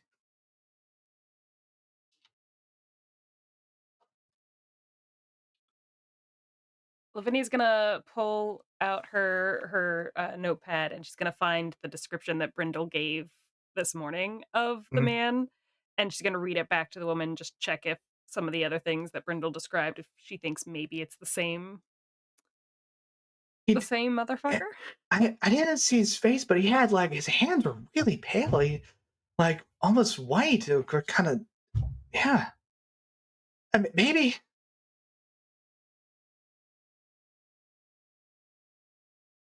Okay. Okay. Well, he knows that we know about him, so there shouldn't be a reason for him to come back right away or at all. I'm gonna go upstairs. I'm gonna check the window to see if the lock's broken. Um, and we're gonna figure this out. Okay. Okay. Okay. She like has a little blanket or shawl over her and is like just drinking this tea. You head back upstairs. Roll a quick investigate check as you look around the room. Yeah. Let me use a different die to do this. Waterdeep be crazy. Cities be like that, don't they? Mm-hmm. Cities be like that. Cities be like that. Oh. Okay. That is a 21. Okay. You look around the room. It doesn't. It's hard to tell because you don't know like what Brindle had. But it looks like instead of stuff being taken, it's just been thrown. Uh, in like just this hasty search. All the drawers have been opened and dumped, like the closet's open, right? The area under the bed has been looked at, the bed was thrown off to the side. But you look at the window frame itself, it was locked, and you can actually see there's like scrapings of something against the wood where the locking mechanism was that was probably responsible for opening the window. And as you look at the window, the boarding house is only on the second floor, but there's nothing like nearby that someone could like climb onto to be by the window. There's like another building about 15 feet away. So I guess someone could like jump across that. It's not the craziest thing you've seen, but it would take some a feat of like pretty serious athleticism to like do that and then like try to scrape the window while just on nothing. It would probably, I think in Lavinia's mind, it's probably like an extreme athleticism or like possibly magic. Yeah, you've heard of spells where people can like run up walls and stuff. Can stick to them. Mm-hmm. So that's a possibility, but yeah, there's no easy way a person could have accessed this window. And around this time, as you're kind of looking through everything, you hear the door open and B, you walk in. You're the closest. Yeah, I think when B walks in, clearly in kind of a distracted mood, and it's just like, "Hey, Lavinia." You see Madame Ethelwhite like shaking while sipping a cup of tea with like a big bruise on her shoulder and this like shawl kind of like hanging off of her. She goes, Oh. "Hi, Kima. There, there was a break-in or something. I think Lavinia's taking care of it." Oh. Oh no. Uh, are you all right? I'm fine. My shoulder's really sore, but I'm okay. Oh The no. the numbness in my body is gone, so that's really nice. Mm. Oh. Can I I think can I get you anything? Can I get you a cup of tea? Can I get you? She like holds out the empty tea saucer and like is happy for a refill. Yeah, yeah. Just B will go get another like a refresh on the tea and sort of come back and sort of say, I I guess I'll go. We'll ask sort of what happened and sort of get the lowdown, and then probably go mhm. up and talk to Lavinia. Yeah, but you can hear B's voice downstairs. I think she kind of like leans out the window to and gives like a quick look around, kind of scans the roof to see if she can see anything uh like the nearby buildings to see if maybe there's any evidence that somebody might have jumped off of there or have been staking out up there. And then if not, she's gonna just close the window. She's Would probably you roll gonna on your you rolled a 22 on your investigate? 21. 21. Um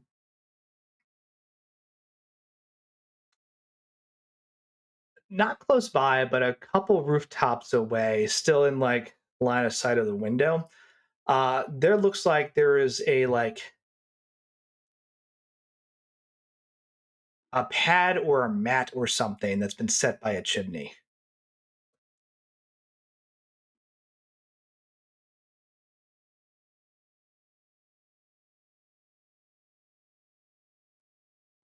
Gonna make a note of that. Might go see what that's about if I still have some daylight. Uh Yeah, it's getting to be dark pretty quick. yeah.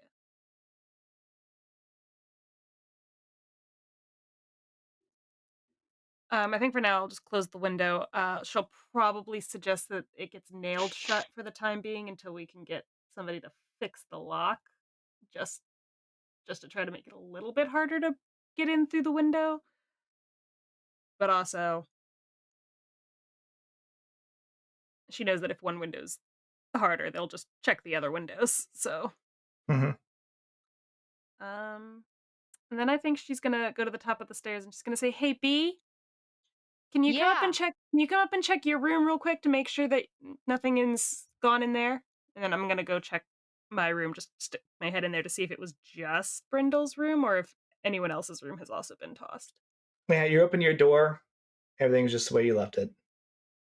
B, same thing. You go into your room, same way you left it this morning. No, everything's fine. Um, what somebody went after Haymaker, huh? Um, it sounds like it's the description sounds like the guy that he saw on the docks. Oh, I wonder if he saw Brindle just like Brindle saw him. yeah.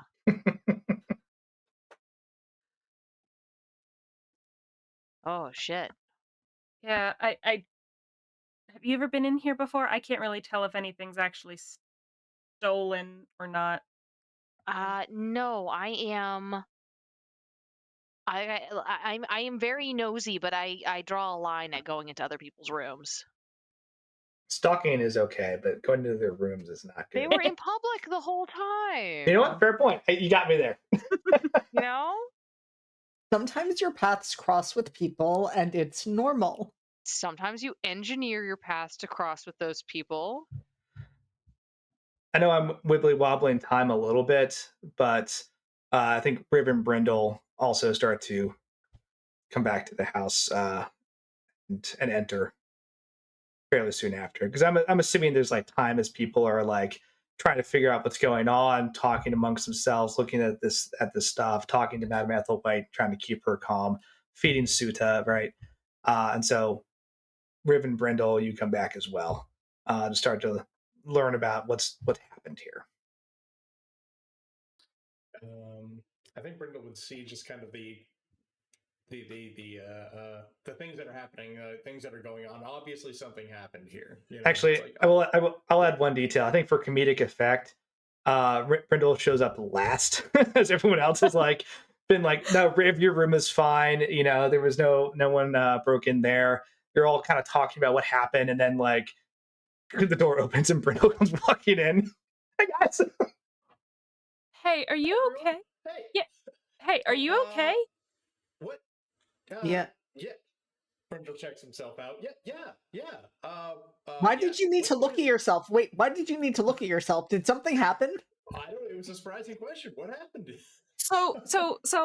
you remember that guy that you told me you saw on the docks this morning? Yeah. Well, I think he saw you too when you saw him on the docks. And I think maybe he didn't like that he was seen. Um, Wait. because What? he broke into your room and he attacked Madame Ethelwhite. I'm doing a lot better now. Are you okay? Are you all right? Are you? Oh, okay. You're. Yeah, I can feel my hands again, so that's cool. Oh, again. Oh no. Wait. Broke into my room. Yeah, I need you to go tell me if anything was stolen. Your lock is broken. Brindle goes up the stairs and takes a look, or down the hall. I don't know if we have stairs here, but yeah. Yeah, the first floor of the boarding house is like basically a dining room, a living room, and a kitchen. Second floor is like all your rooms. So you had it. Yeah, it takes you a minute to kind of like go through because everything is just a mess. But after about 10 minutes, you feel relatively confident that like no, nothing's been taken, right? Yeah, I mean, Brindle doesn't have all that much stuff, so yeah. Okay. I don't know. Everything seems like it's still here. Um, that's weird though. Like, would they just break in to mess up my room? Like, Well, it seems. either they didn't have time to find what they were looking for because Madame Ethelwhite interrupted them, or maybe they weren't here to actually Oh, steal anything. Maybe they were just here to intimidate you. wait. Are you sure this is the same person? Not 100%, but she didn't see his face, but she described everything else about him, and it sounds like it could be the same. That's Very weird. How pale, would they long dark. know? Like, if they did see me, how would they know where I live? There are lots of answers to that question. Yeah, Justin, fucking fun. grip it and rip it, baby. Okay. Slop that down, dude. Shit, yeah, dude. Crack one for the big boy. Donating. Yeah. Thank you. Stalking is a thing here, Brindle. It's not supposed to happen to me. No. Oh, wait, yeah. I don't even know what to. I don't know what to do about this. That's weird. I wonder what they were looking for. I wonder if we could have anything to do with that stuff I found. Oh, you had that all day with you. So that's probably. Yeah, well, except for the the magic stuff. I think he left with B, probably, because what's Yeah, Brindle gonna do with it? Nah. but it wasn't in your room. Mm-hmm. Yeah. It's not in your room. Yeah. I think Brindle still has the invitations and the what's it called? The tool set and the grappling hook that I don't think he ever showed to anybody. So really, just the scroll and the invitations, right? So I don't know. Scroll probably would have left with B as well. I don't know. Yeah. I think I could check my notes, Oh. but I think you had the whole backpack with you, which You did. didn't show. You didn't. If we just left everything in the backpack, Yeah, that's you didn't. possible. Yeah, you didn't. Basically, what I'm saying, you didn't show us everything that was in the backpack, but you did have the backpack with you. Yeah. Yeah. That was the case, but it was. Let's think about that. It'd be if I would you have had anything to like store all that stuff in if I just left the magic stuff with you? Yeah, I mean it was like a little tiny it was a tiny vial, a little there was a couple of potions, right? It was a small amount of stuff. Like they And have You a also had eyelashes. the amber gel, yeah, the bottle of the small the eyelashes. hairs. Yeah, Uh-huh. the Yeah. lashes. Yeah. All that can And fit in like just a standard day bag. yeah. Um, Okay. uh, yeah, So they have like a messenger bag that they wear. okay. Then yeah, but the other two things, and then the tool set, the grappling hook, and everything, like yeah. Mhm. And I think Brenda would have found it useful to be able to carry the stuff back to Kemp in the backpack. So why not? Like, hey, new backpack. So it's cool. It's a little glass vial. That's true. Yeah. uh, so I don't know. Like, do you think maybe he came looking for this stuff and couldn't find it? I mean, if this was somebody that was, if they're the ones that were going to do the heist, the break in and maybe take the gems, would they want their stuff back? Well, if they were planning on using those invitations, I don't know how easily they could get replacements for those 2 days out. Yeah, that's a good point. Maybe they're the wow, this guy. I Maybe they would were actually the thief that was going to do this. could be. I I don't know what mean, else they would be here for. Like honestly, like all my stuff is worth very little. I don't know. Like they didn't take anything, so and I only recently just got found that backpack. So huh. and you didn't recognize them, so there would be no reason for them to be coming after you like as a person. Oh, I'd never seen them before. No. And I guess they could have used magic to figure out where it went, right? So I mean, I they've mean, got all this magic related stuff in their bag. They probably have some kind of magic related to Like a locator wow. spell or something, Well, right? like their stuff, yeah. Yeah. Yeah. yeah. I Well, didn't think of that. I should for have a thought of that. Oh, okay. for a Oh, locator spell on the bag, it would have taken them to the bag. It would have taken them to their stuff. It's far more likely that they found out who Brindle is and found out where he lives by just asking people. well, I mean, what You if they? wear your guild sash everywhere. Well, that's All he true. would have had to do is give your description to the guild. But what if they? I mean, what if they cast the location spell while the bag was here and didn't do it again later? I don't That's know. a possibility, but the fact that we've got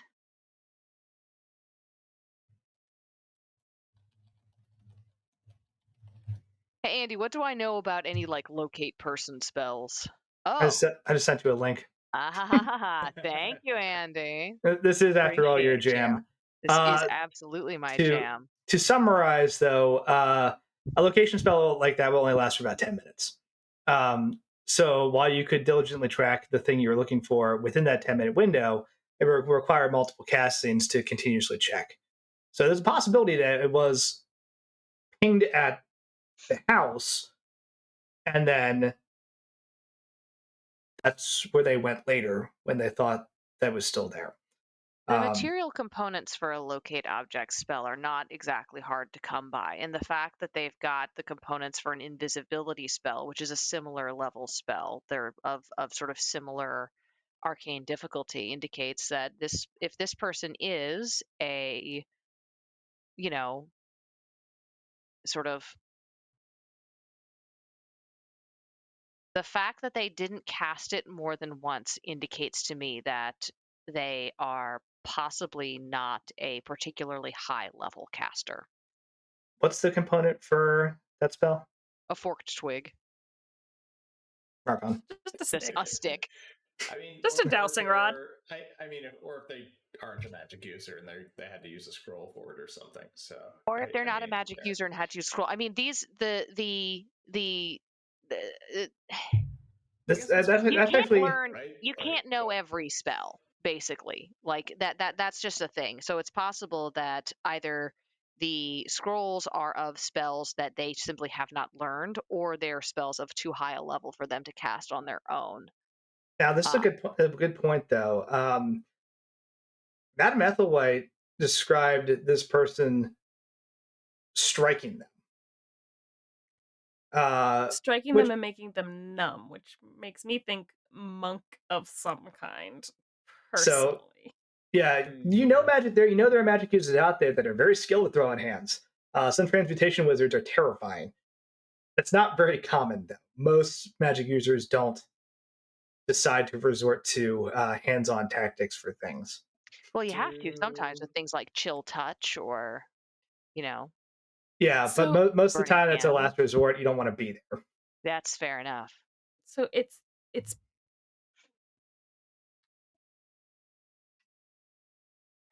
he could have done much worse to her if he wanted to. The fact that he didn't and just kind of ran away.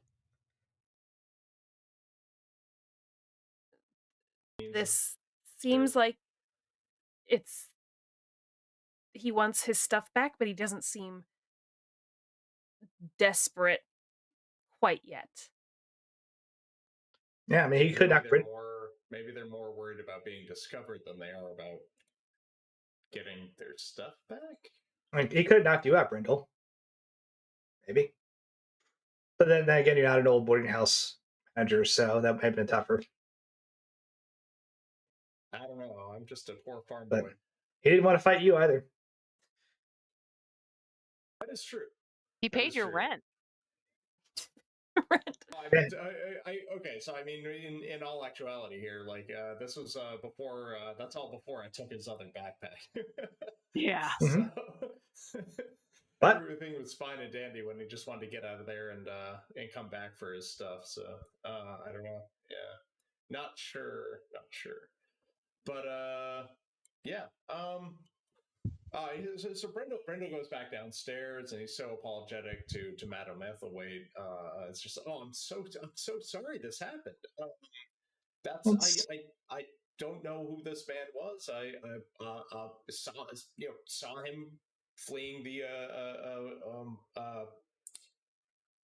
what is it, the warehouse down to the docks the other night. I did not think that anything like this would happen. I'm so sorry. Are you okay? Are you sure you're okay? no, I'm fine. Yeah, listen, Brindle, it's not your fault. You're not responsible for the bad things other people do. You know, I appreciate that, but you're a good person, and that's is everything okay with your room? It's just a mess. It's okay. I'll clean it up, but it doesn't look like they really did much damage. Just they were. I guess they might have been looking for something, or I don't know. Do you think they'll come back? I hope not. I didn't even know they were going to be here in the first place. So I mean, I can't say. But I think we'll do our best to make sure they won't come back, because it sounds like they're already involved in some other stuff, and I know Lavinia and the City Watch are interested in them, and so if we're lucky, this won't ever happen again. So I'll do everything I can to make sure it doesn't. Okay. No, I appreciate that. I'm gonna go and lay down. Brindle walks with Madame Ethelwade and helps her along and to her room and to go lay down. Okay. Yeah, she immediately just lays in bed and starts snoring. She's kind of drained. feel just rejoining everybody else. I feel so bad for what happened to her. What I mean, it's not your fault, Brindle. You found the bag. It's not your fault yeah. that someone wanted to get it back. Well, I guess we can assume this is pretty important to them, right? Probably the tickets, like Lavinia was saying. And we don't know if they're coming after the stuff or if they know where I am. We're not sure like what they use for location spell, right? But I guess kind of a moot point. They're gonna follow it or me around, possibly. Are you sure you still want to hang on to them? You still can turn them in if you want to, if you're Brindle. I mean, I feel like it's the same issue either way. They're gonna go try and go after it to get whatever they want back, right? So like, maybe we could use that to our advantage. What do you care if this person decides to go up against the cops? Well, we're gonna use those tickets. I mean, we had plans for them. So yeah. I mean, I'm fine with. Look, I would love to sneak into this thing, but if it's gonna result in Madame Ethelwait getting hurt, it's not. It's not worth it. If we want to go be nosy, we can find a different way in. We can also just keep the stuff somewhere else. We can put her out of danger. That's not that big of a deal. Maybe I could stay somewhere else for a while. You could go stay with Walter. That's an option. Why Walter? Why Walter? Oh man. To be fair, Geraldine did say you were allowed to stay there, and he probably let you stay for a night and then threw you out. All right. But all right. You're allowed to stay on his couch. Okay. You could also dump the backpack and keep the stuff. Well, we don't know what he was after, right? So which thing, so I think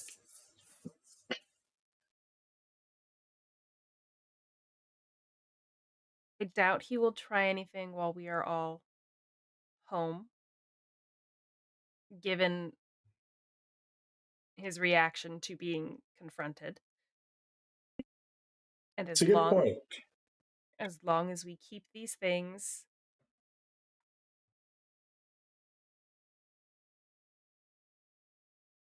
away from Madame Ethelwhite, there's no reason to think that she will be harmed. You just have to know, Brindle, that means that puts you bodily at risk until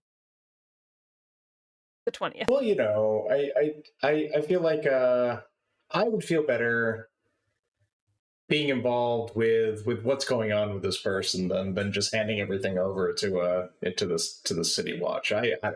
They're you never know what they're gonna do with it. So I'll make sure to keep this stuff out of the boarding house for now. We've got like a couple days before the gala, right? So why don't I there's somewhere I think there's somewhere else I could sleep in the meantime. It's not that big of a deal. And we'll just give it a couple of days, and if he comes after it again, then we'll know what it is exactly he's after. B, are you okay keeping the components still, or in case that's what they're after? Della, you're muted. I'm fine keeping the components. I very much doubt that these are what they're after. These are not to put too fine a point on it. This is not expensive or elaborate stuff. Honestly. Okay, so it's probably the tickets, right? It's either the backpack as a whole or it's the tickets. Because the tickets are the hardest thing to replace. Everything else that's in here some of this stuff would be difficult, like expensive to potentially replace on like short notice. Like that scroll and the potions might be, you'd have to ask around. You might have to pay a bunch of money, but it's doable. The tickets would be harder. So what I'll do is I'll just put the backpack one place and then tickets another place, and then we'll see what they're after, I guess. But I mean, there's a pretty good chance they're going to come after them again if they tried already. If we've got 2 days, yeah, I think what I'll do is maybe just keep the tickets on me and then leave the backpack somewhere else. But I'm like, if I'm not there or if we're not the wrong, then we don't want them to get their hands on the ticket and be able to complete their, complete like whatever they're planning at the gala. You can always like take the backpack, throw it in a river, and keep all the stuff elsewhere. It's a nice backpack. Nice backpack. But yeah. True. Backpacks cost money, Andy. They do. Backpacks cost money. You're right. We don't have the luxury of just throwing stuff away in the river yet. I bought a sandwich today. My budget is tapped out. That's true. That's true. So all right. So it sounds like you have a plan for kind of separating this stuff up. But now the four of you are also back together. There's some other stuff I know you all wanted to talk about as well. Yeah. B, do you have a minute? Sure. Um,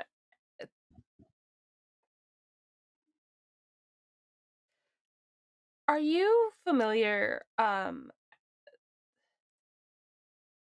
with your guild? And I know you've been doing a lot of stuff over at the Blackstaff Tower. That's been like the majority of your time right now. Hmm.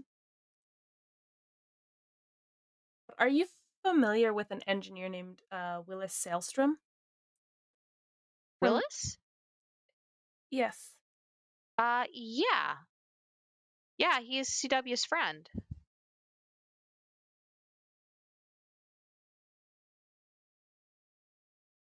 So so you've heard or no? No, I think the last thing I heard about Willis was, I mean, a couple of weeks ago they got sloppy drunk and had to be carried home. Like, just nothing special particularly, unless I'm getting an update from the GM right now about what my memories are, in which case, oh, okay. This Yeah. what you're saying. Okay. Yeah, no, I haven't I really haven't heard from him. He, like I said, he's friends with CW. I think he does a bunch of different stuff all around the city, and they meet up to sail about once a month. So I don't hang out with him much. But you said, have I heard? Is he dead? Yes. Jesus Christ. Okay. Murdered in an alley about 5 days ago. Murdered in an alley about 5 days ago. Okay. Well, the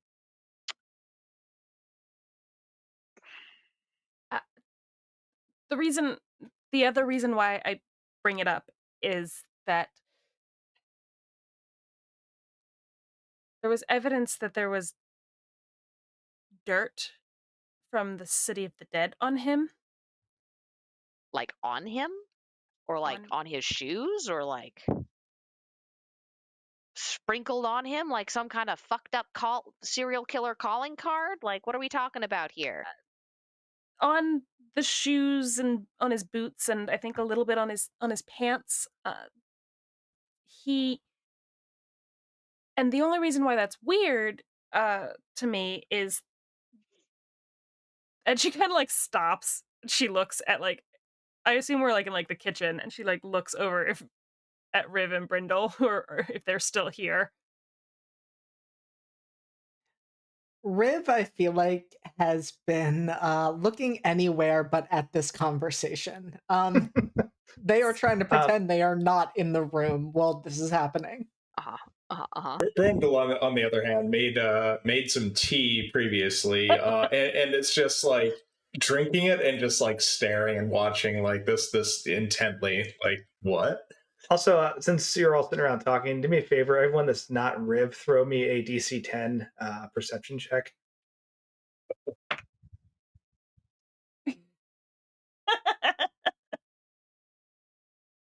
That- Nat 20. Look at that. Nice. I assume the other Perception. two were fails. Perception, you say. Hmm. Perception. Perception, you say. What's my wisdom? Not good enough. Yeah, no, that's a 9. I was so No. close. I rolled a 2. There you go. Nice. Brindle, you notice as everyone's sitting around talking, Riv does have like a little bit of like dried blood or something on their neck. It's cleaned up, but it's like clearly like a small cut that happened there. Anyway, Um, not to interrupt what they're talking about, yeah, but just something Brindle like puts to that on note. hold while this Yeah. much more interesting thing is happening.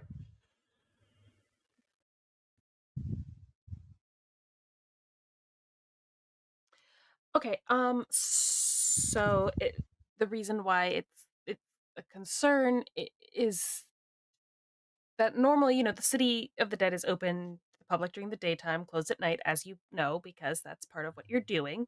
And so the only reason why it feels weird to me that it was mentioned at all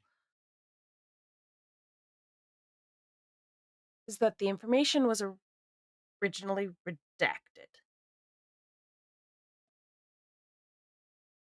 About That was where the dirt was from. So I guess the question is, do you know if he had, and I don't know, maybe if it's okay with you, maybe I could come down sometime tomorrow and talk to CW to see if he knew if Willis was doing any jobs in the City of the Dead?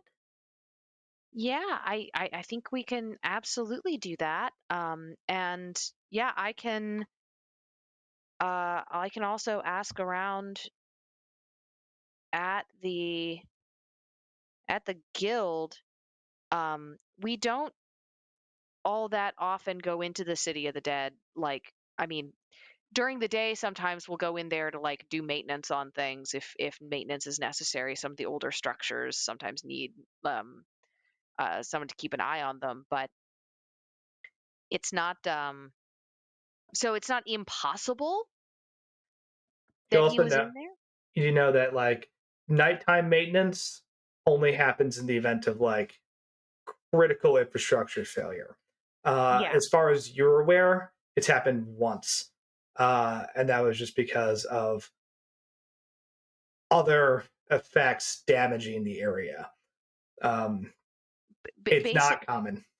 basically we don't go in there at night, but we'll go in there during the day if we have to, but we don't go in there at night. So what's far more likely is that he was in there doing routine maintenance, but then otherwise I don't know why that would be redacted out of his file unless he was doing maintenance on something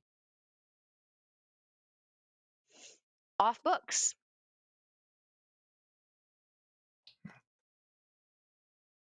Um, That's kind of my worry.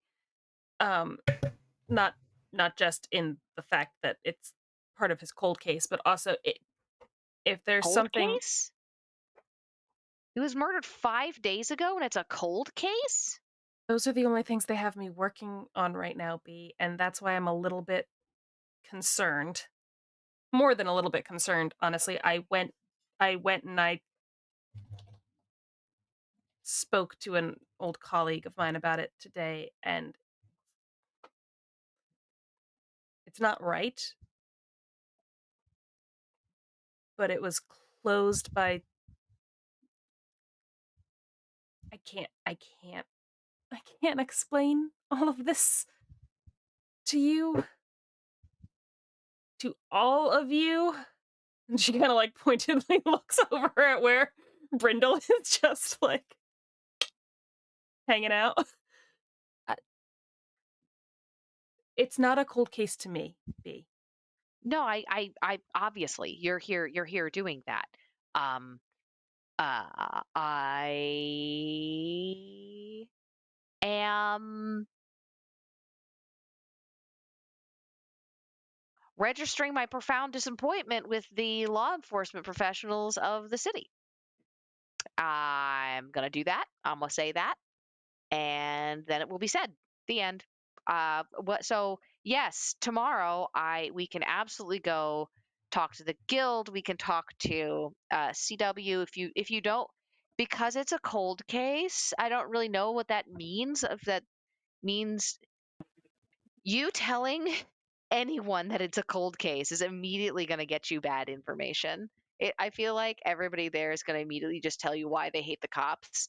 Um, and So that's just not going to go great. So maybe omit that information. Yeah, sounds reasonable. I like I said, the other reason why I'm worried about it is if whatever he was doing was off books at night in the city of the dead, that means people might be doing something in the city of the dead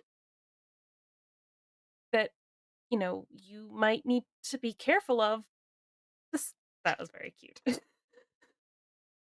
Besides, just the regular ghosts and ghouls. Yeah, no, absolutely. Um, Eh, I Yeah. would love to find out as much as I can so that I can also not wind up dead in an alley. That's like goal number one. Mhm, mhm. Don't It be. was not uh, I will tell you no graphic details, but I will Thank tell you. you that uh it was not quick or merciful, which also worries me about the kind of people who could be hanging around the city of the dead at night.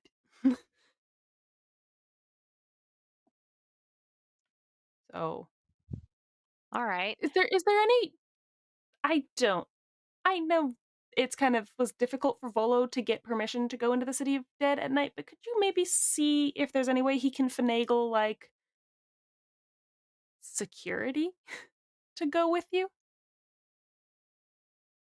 I mean, that seems reasonable. I'm sure we can try for it. There's like 100 adventurers who would, give their left hand to go into the city. I can talk to him about it. Just in case. I mean, Um, I you mean, all were invited too, weren't you? n- n- Volo did drunkenly say he would bring you all. Yeah. I mean, Um, you guys are all invited, so I mean, you could come and find out yourself. But yeah, we can definitely try to find. Uh, I wasn't sure how genuine of an offer that was because he was drunk, but if he meant it, also, just to point out, like Riv and Brindle might have some issues trying to get into the city of the dead at night. If someone were to flash a badge, they could probably walk in. Now, eventually, there might be questions about why you were there, but you absolutely could get in pretty easily. The watch guards the city of the yeah. dead. I'm just saying. So from what I can see about Volo, is he is careful enough with his public performance that even drunk, I don't think he would say something he didn't mean. It's good insight. I That guy's pretty excitable, and I feel like the more the merrier, kind of sometimes. So Yeah, exactly. I think that having some other people around as backup and also as scribes, I will be making you take notes. Uh, it would be helpful. Would be very useful. Maybe we'll take Silas too. I should take Silas. I scared him today. I scared him can he take today. notes? Why did you Oh, you can't stop him from taking notes. why did you scare Okay. him? Like, was this like a prank thing, or did you just like? No, I might have sprung a thought experiment on him. The illusions professor at the school straight disappeared, and not in the way you expect an illusions professor to disappear. Like that kind of comes with the territory, but like whole office cleaned out. Like in like the 3 hours in between them inviting me to lunch and me checking out their office. Like fired? Like Like gone on an unexpected academic trip. Terrible impression of the black staff. Just I think you nailed it. uh oh, it's something that happens all the time. People get called away and it's policy to clean out their office because who knows what students would do with high level magic. They'd probably set the city on fire. It's happened before. He didn't say that last part, but he didn't have to. We know it's true. But he was obviously he was full of shit is what I'm saying. He had an answer for everything and he was full of shit. And you spoke with him directly about it? yeah, Professor Firefall's actually kind of a badass. And like high ranking professors, like heads of departments, can just like walk into his office. Oh. So, who's this guy?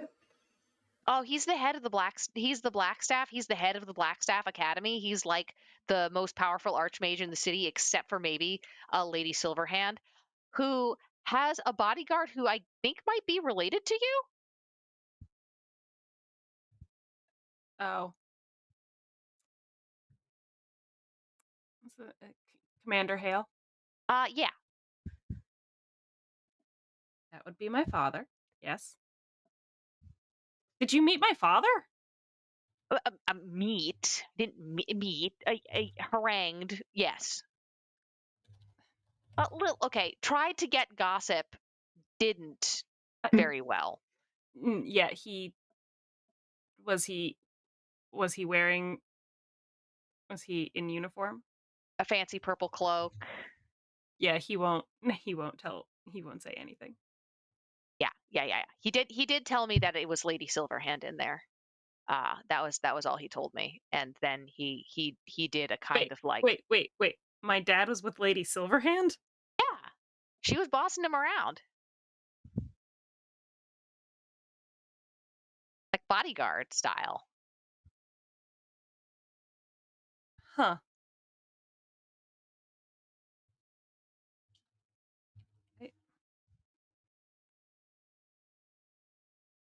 I don't know if he's ever done that for her before. He's done that for a lot of people, but I don't know if he's ever done that for her before. No, it was weird. It was definitely weird, and I sort of overheard some of their conversation, and but between them, and well, I'm not trying to overhear them because they're like married and stuff, like Lady Silverhand and the Black Staff. That is, I know some hilarious limericks about that, by the way. And so they were having a meeting, and she said like something like, one way or another, this is all going to be over in like a week, and that's all I heard. And then we went in and he had all this bullshit about Dr. Corbett being on, offered me another TA position, so I'm gonna be making some more money. That's nice. But I definitely got the feeling that was kind of a bribe, kind of a shut the fuck up and stop asking questions kind of situation. And kind of got the feeling that he'd been rehearsing the whole spiel for like, a couple of hours. Kind of got the feeling that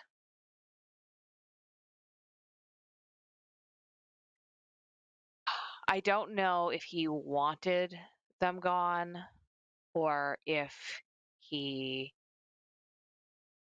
knows why they're gone and is just not saying. But that's how I scared Silas, was by asking him, as a thought experiment, if you were the Archmage for university, why would you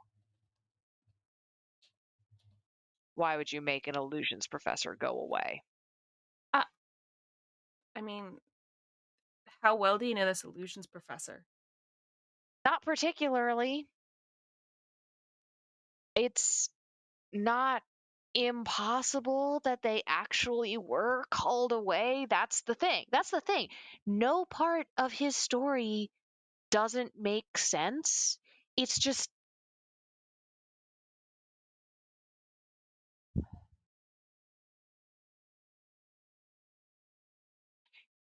you know It's like you'll know what I'm talking about when I say this. You Okay, so know, I need to mention Riv at this point, because I had forgotten that they are essentially exhausted.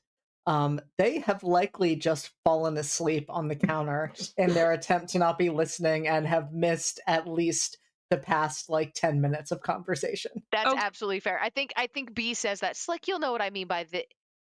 oh, good. Okay, So you didn't hear the part about my dad being the Lord's champion? that's probably for the best. Okay, that's good. They need sleep. So quick, sorry, just to say it out So, loud for the rest of the group. What is the Lord's champion? The Lord's champion is the bodyguard to the open lord. But that's usually like only when there's active war taking place.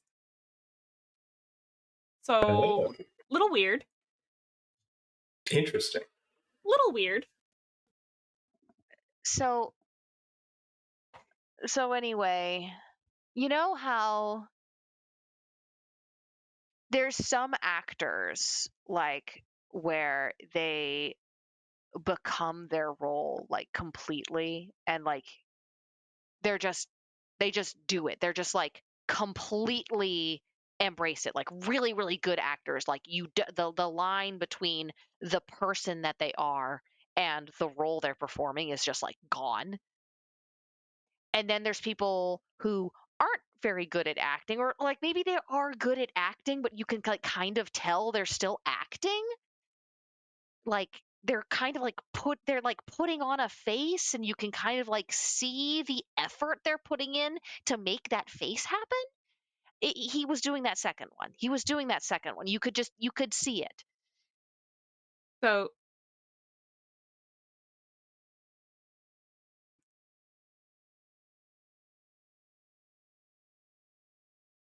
So did they either did they say that they were coming back?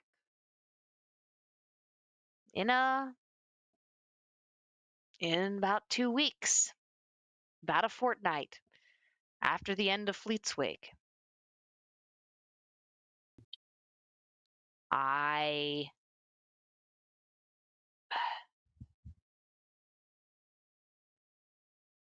I don't have a good reason. I don't have a good reason to say why that's It just not does true. it just I doesn't feel right to you. just it just doesn't feel right. Something sets my teeth on edge about this. It just doesn't feel right. This has this has, you know, this has walking through a quiet forest and suddenly it gets quieter feelings to it. I can't say I know what that's like. I have been in this city since I was 1. Okay. This I, has you walked into a room and everybody suddenly stopped talking. Oh, that's happened. It happened a lot around Livia. It's happened here. Yeah. It's happened in this house. Yep. so wait, so we've got an illusionist that may or may not have disappeared. We have a dead body with dirt associated from the You from don't have the. any you don't have you don't have anything with the body. Wait, what? You don't need to worry about that body. Oh no, I'm just I shouldn't I'm have just even been saying that. I should not have even been speaking about this body in front of you. Got it? Okay. Forgotten, totally forgotten. But there is that, and then there's this guy who's like coming and like wrecking my room, looking for stuff, who's like stealing stuff from a warehouse, and then we've got this other like group that was trying to steal this necklace from Rainier that disappeared into an underground like hidden area. Like I haven't been here that long. Is the city always like this? Yeah. This is wild. There's so much going on. This There's a isn't there's a lot of people and they're all living their own lives. Well, anyway, this is exciting. This is very exciting. Mhm. yeah. But Brindle, I think Brindle is also going to turn in for the night. This is too much to plan out. I don't know what's going on with this, the illusionist stuff, or this dead body that I definitely didn't hear about that had dirt on them from the area. But when did Vola want to go on this adventure of his this research? When is that? That is, I think Andy put it in the doodad. It's on the 21st. Mm-hmm. I have all Yeah. of your schedules, so Thanks, Magil. They're on the fridge, clearly. they are on the fridge. The first night of Fleet's Wake, when everyone will be down at the dock ward, and Okay. In a couple days. yeah. Well, anyway, I assume you remind Brindle of when this is, and Brindle's just I'm excited to go. I'm excited to go see the City of the Dead. I've never been to the City of the Dead. That sounds like fun. That sounds cool. We're We gonna have a should. very busy 3 days. Yeah. We should. So here's what I'm gonna do. Uh oh God, what's today? Today's the 18th. Today's the 18th, isn't it? It Mhm. is. Yeah, Tomorrow, tomorrow's Ribs opening, right? opening night. Yeah. Okay, but that's at night. So during the day, we'll go talk about the thing. I'm gonna scope out. I'll take Silas and do some scoping out work on the City of the Dead. I'll see if Volo wants to come. And Bella just then crashes through the wall like the Kool-Aid Man. Adventure! uh, and that's what I'll do. That's what I'll do. And on the 20th, we're gonna make some interesting choices. Yeah. Yeah, which reminds me, I meant to ask. Definitely don't have anything appropriate to wear to a gala like that. I was gonna ask Madame Ethelwhite if she has anything, because I certainly don't. She's got some I classy Yeah, clothes. I might have to borrow something from Rib again, but I do have some stuff. I don't think it will fit you. And the ones that would on you would be quite scandalous. Yeah, I don't think it's that kind of a party. Yeah. What torso? We got very different torso lengths. Yeah, Floor and length on me is kind of risque on you. I really wouldn't want to stretch any of your stuff out either. I appreciate it. I appreciate it.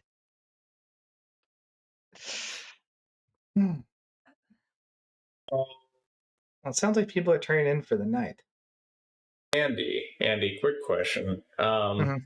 Because we were getting a little timey-wimey earlier,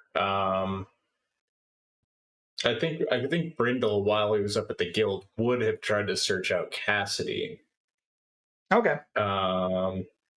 Only because this could have something to do with. I don't. Will that have anything to do with the gala? Is the real question here. And if so, maybe we should have had that conversation. The art gala?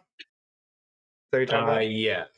No, so the work that Okay. Kemp was telling you about, Cassidy is looking for additional people to help prep Fleet's for, Wake, right? and yeah, the Shipwrights Ball specifically, which is like the crowding event of Fleet's Wake.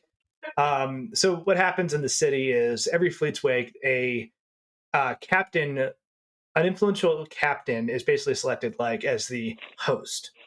So this year, Captain Zod got selected, and he's in charge of basically hosting this massive ball of like sailors and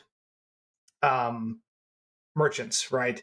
And it's technically open invite, um, but it's one of those things where certain people get seats, and then everyone else is first come first serve, and people try to pack in, and eventually they're just like, nope, fire capacity, and then the rest of the party is literally out around the rest of the block because nobody goes home. There's still like outside entertainment and drink tables and stuff like that outside the venue, but it's just basically just this very who's who party of like the shipping fleet.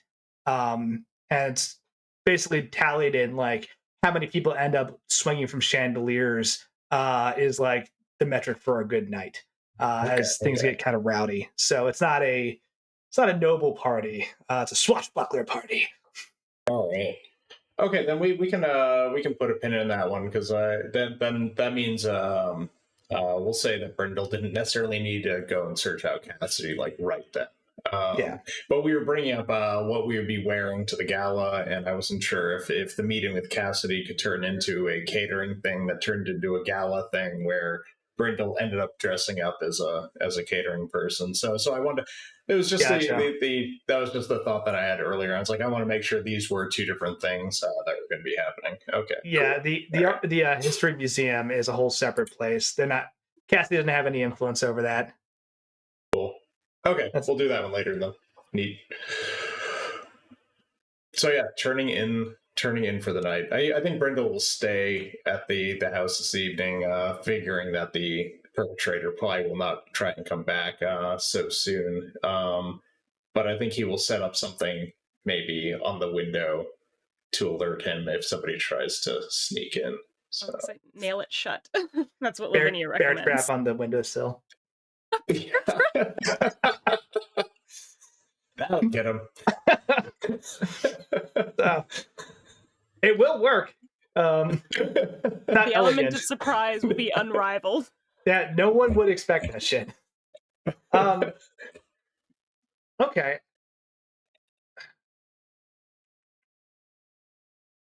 As everything is starting to wind down for the evening at the Good Times Boarding House, we're going to pan away again to a different area of the city, right? Where we see Rainier Neverember, right? It's not stalking if it's a cutaway, right? So he proceeds back to a small manor house in the castle ward. Walks inside, right? It's dark in the room. See furniture is just covered with sheets, right? Walks through it, paying no attention to any of the stuff in there. Walks to another dining room, same thing, covered in sheets, different, more important heirlooms kind of packed away. He heads back to just a small area in the back of the house where lights a lamp, and it looks like a study with a little bit of space, and see him kind of fondly holding the necklace that his mother gave him, and just sitting there for a minute, kind of lost in thought. And then the flash cut to a safe closing with the necklace inside. And he sighs, and shrugs it off.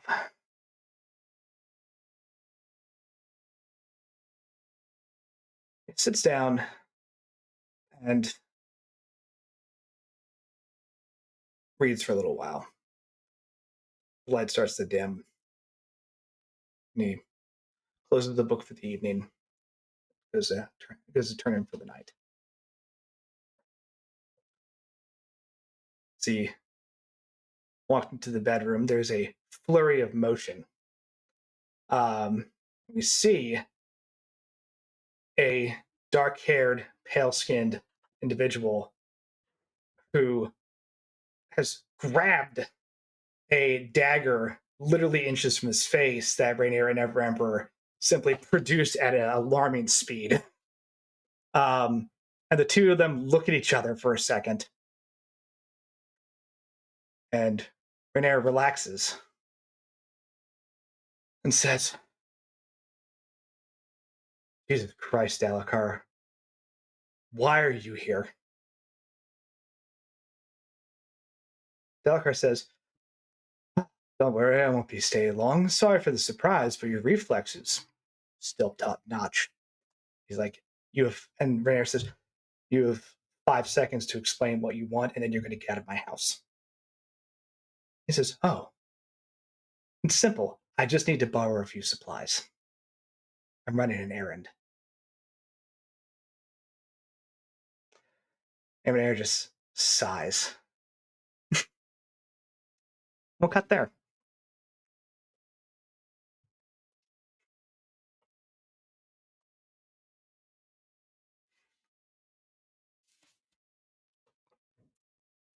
You're muted, So Della. much is happening. Alrighty then. Yes. Yeah. So many things. Yeah. We're gonna need coffee. We're gonna need a lot of coffee to keep up with all of these shenanigans. The best part Sure. is when the shenanigans conveniently converge in a place, and you're like, oh, good, I can deal with all these at once right now. And then you realize they're like the Megazord of like shenanigans. They just compile together into this monstrosity, and you're like, oh, God. Would that be a shenanazord or Zordnanigans? Like Zordnanigans. Zordnanigans. Zordnanigans, yeah. Shenanigans. Yeah.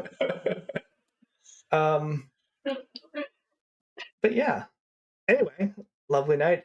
Otherwise, Mm-hmm. What is Jesus Fantastic. doing here? Yeah, seriously. yeah. In all honesty, that should have been like, Gods, you scared me, but you know, It's funnier. that's what you get when you get stream of consciousness. It's a cool new religion popping up in Waterdeep. Listen, everybody loves a good mystery cult.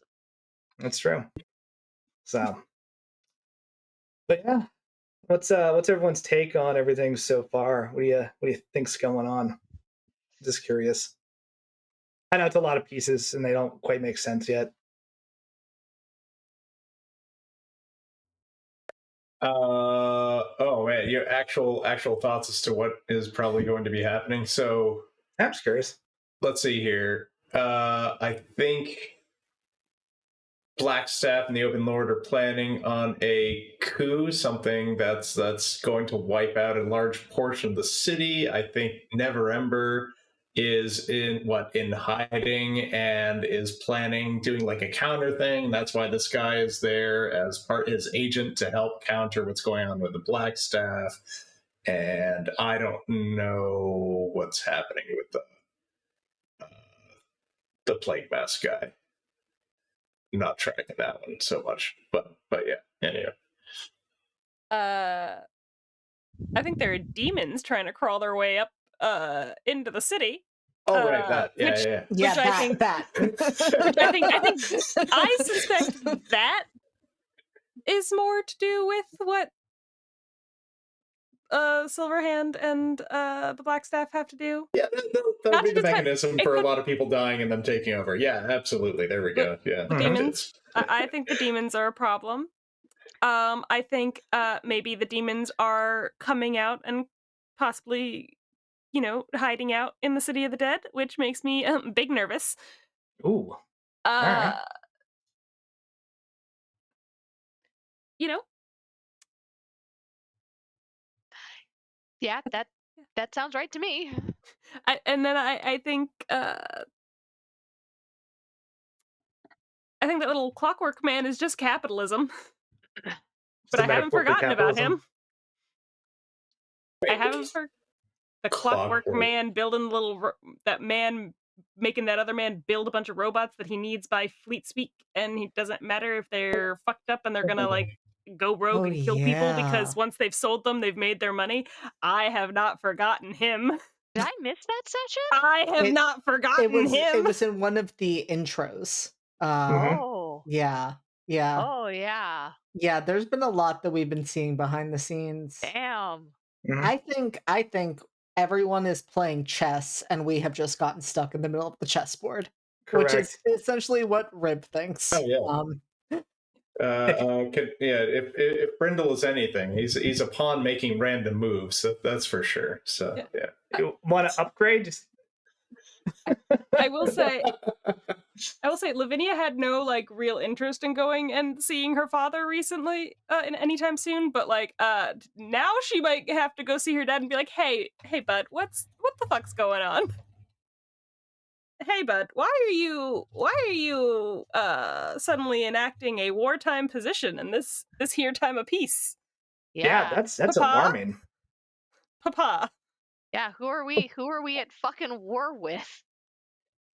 Hey Dad, I Yeah. know we haven't been speaking, but I think yeah, B is pretty sure there's some political machinations going on, and she's pretty sure that the professor was removed. She suspects that the professor was removed not necessarily for the professor was removed due to political inconvenience. And not just because for a specific like maybe they were given an assignment, but I think she thinks that it would have been inconvenient to see that professor there. oh, I think Maybe, yeah, maybe they did an illusion for them, like a big illusion of some sort, and then to accomplish their nefarious things, and then they had to be eliminated afterwards, so they wouldn't tell anybody about it.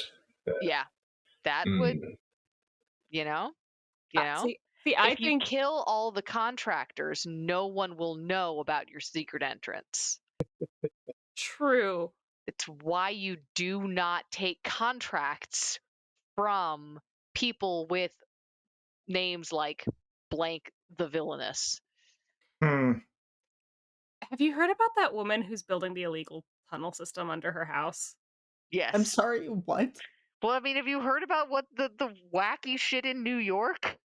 Also, Oh, yeah. yes. I just heard about that. Yeah. The tunnels, people be building tunnels. People be building tunnels. People be digging. I mean, I feel like having a small house and then a giant underground layer is an aesthetic I can get behind. So, No. Yeah. Hitting No, I get that. groundwater, accidentally setting fire to your insulation, no worries. Life when life gives you lemons, dig a hole. I think dig a tunnel. Plant an orchard. Use the acid to make batteries to power your robot army. I don't know. Wait, but that's what you take and do with the lemons. I will say that I thought the reason why your professor is suddenly going missing and why they couldn't go back to their office.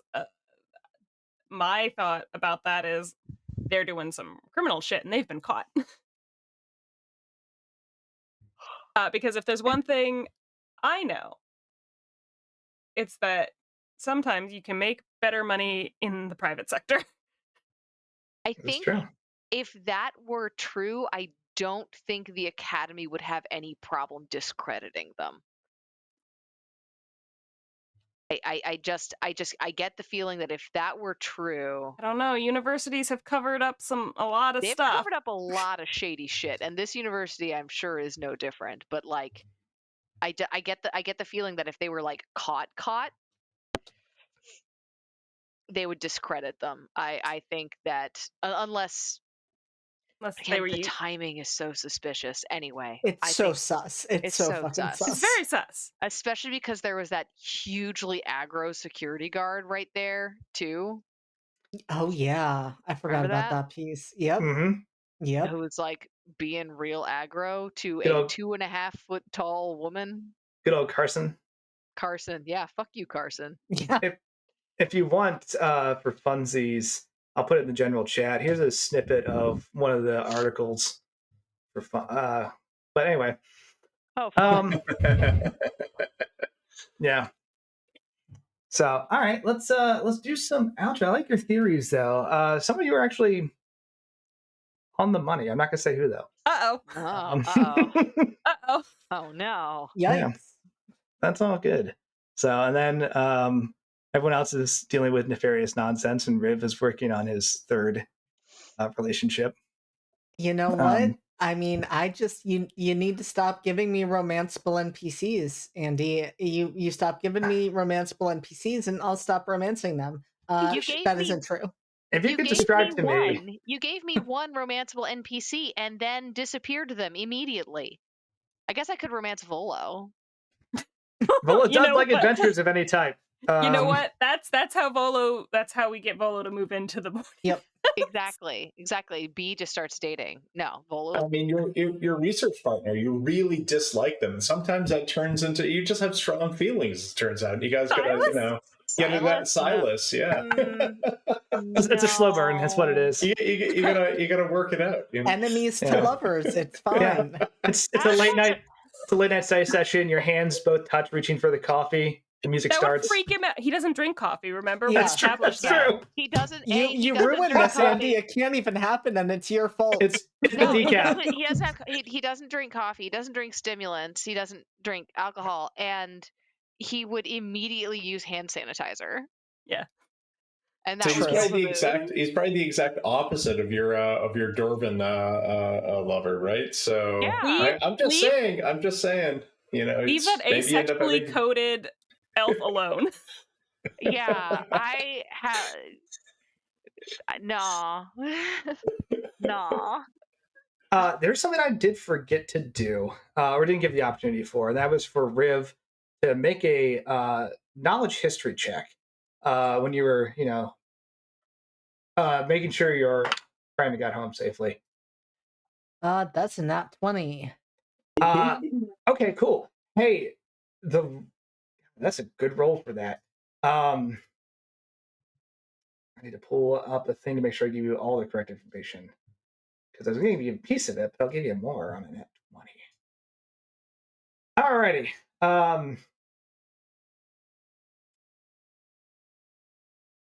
Just a random question for Riv, or for you. What's Esther's last name? I wasn't sure if you recall off the top of your head. So I don't think I gave her one, but I'm not 100% certain of that. on the chart, her last name is Rigsby. We'll take it. Okay. The Rosnar family is a very wealthy, noble family in Waterdeep that made their money by producing a very, very expensive and popular red wine called ruby wine. It is something that has basically launched that family into financial success, and the kind of secret process for distilling that has been kept close hold to those in the know. But apparently Esther hangs out there or has a key to that house or something. Yes, a key is especially telling. Mhm. That isn't just a I walked up, knocked on the door, and they let me in. This is a I am trusted to be allowed in. Correct.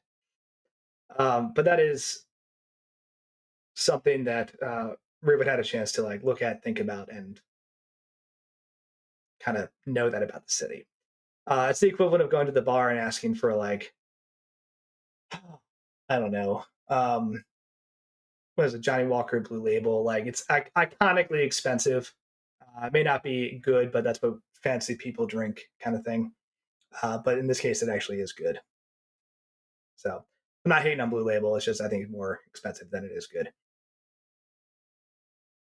There is so much happening with my potential lovers and with my ex who's trying to ruin my life again, and it's fine. I'm gonna deal with that. You got a That's love what Riv is square going focused on. on. You got your mysterious I'll stab you in the neck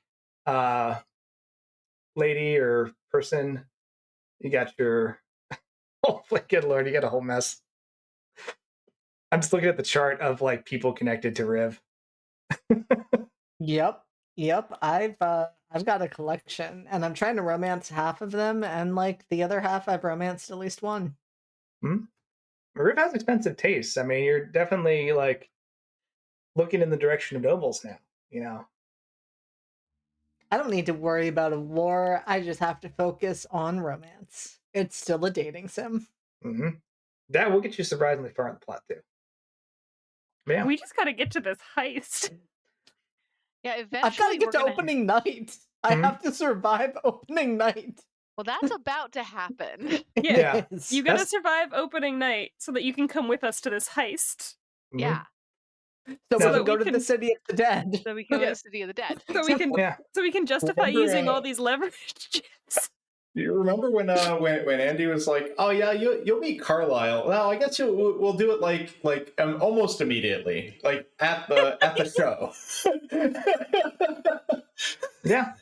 Who is this man? Here's the thing. This I've been seems watching. perfectly- I got I've really been watching excited. this more and more, and I was like, okay, because I mapped out when do I put Carlisle in, and then I was like, well, why have someone come in and just be like, hey, here's what you should do? Why not get the group to go? This is what we should do, and have Carlisle be up. Oh, good, you're already on the right track. Sweet, here, let me help. I like your initiative, kids. Mm-hmm.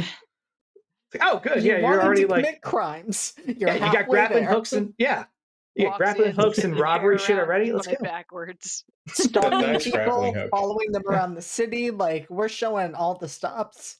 Mm-hmm. We're on top of it.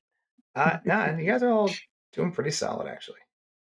Nat 20s are helping you significantly. Yeah. I am Didn't- sure they will run out when we start getting put into dangerous situations. Oh yeah. That And we is the have tradition. 8 hit points. Let's go. Let's go. 8. Is that, How That'd many? be nice. did you all dump con? I did. Oh, I no. have 7. I did not dump Oh, Constitution. I'm sorry, I have 7. I don't have 8. I gave myself 1 extra. There we go. I have 10.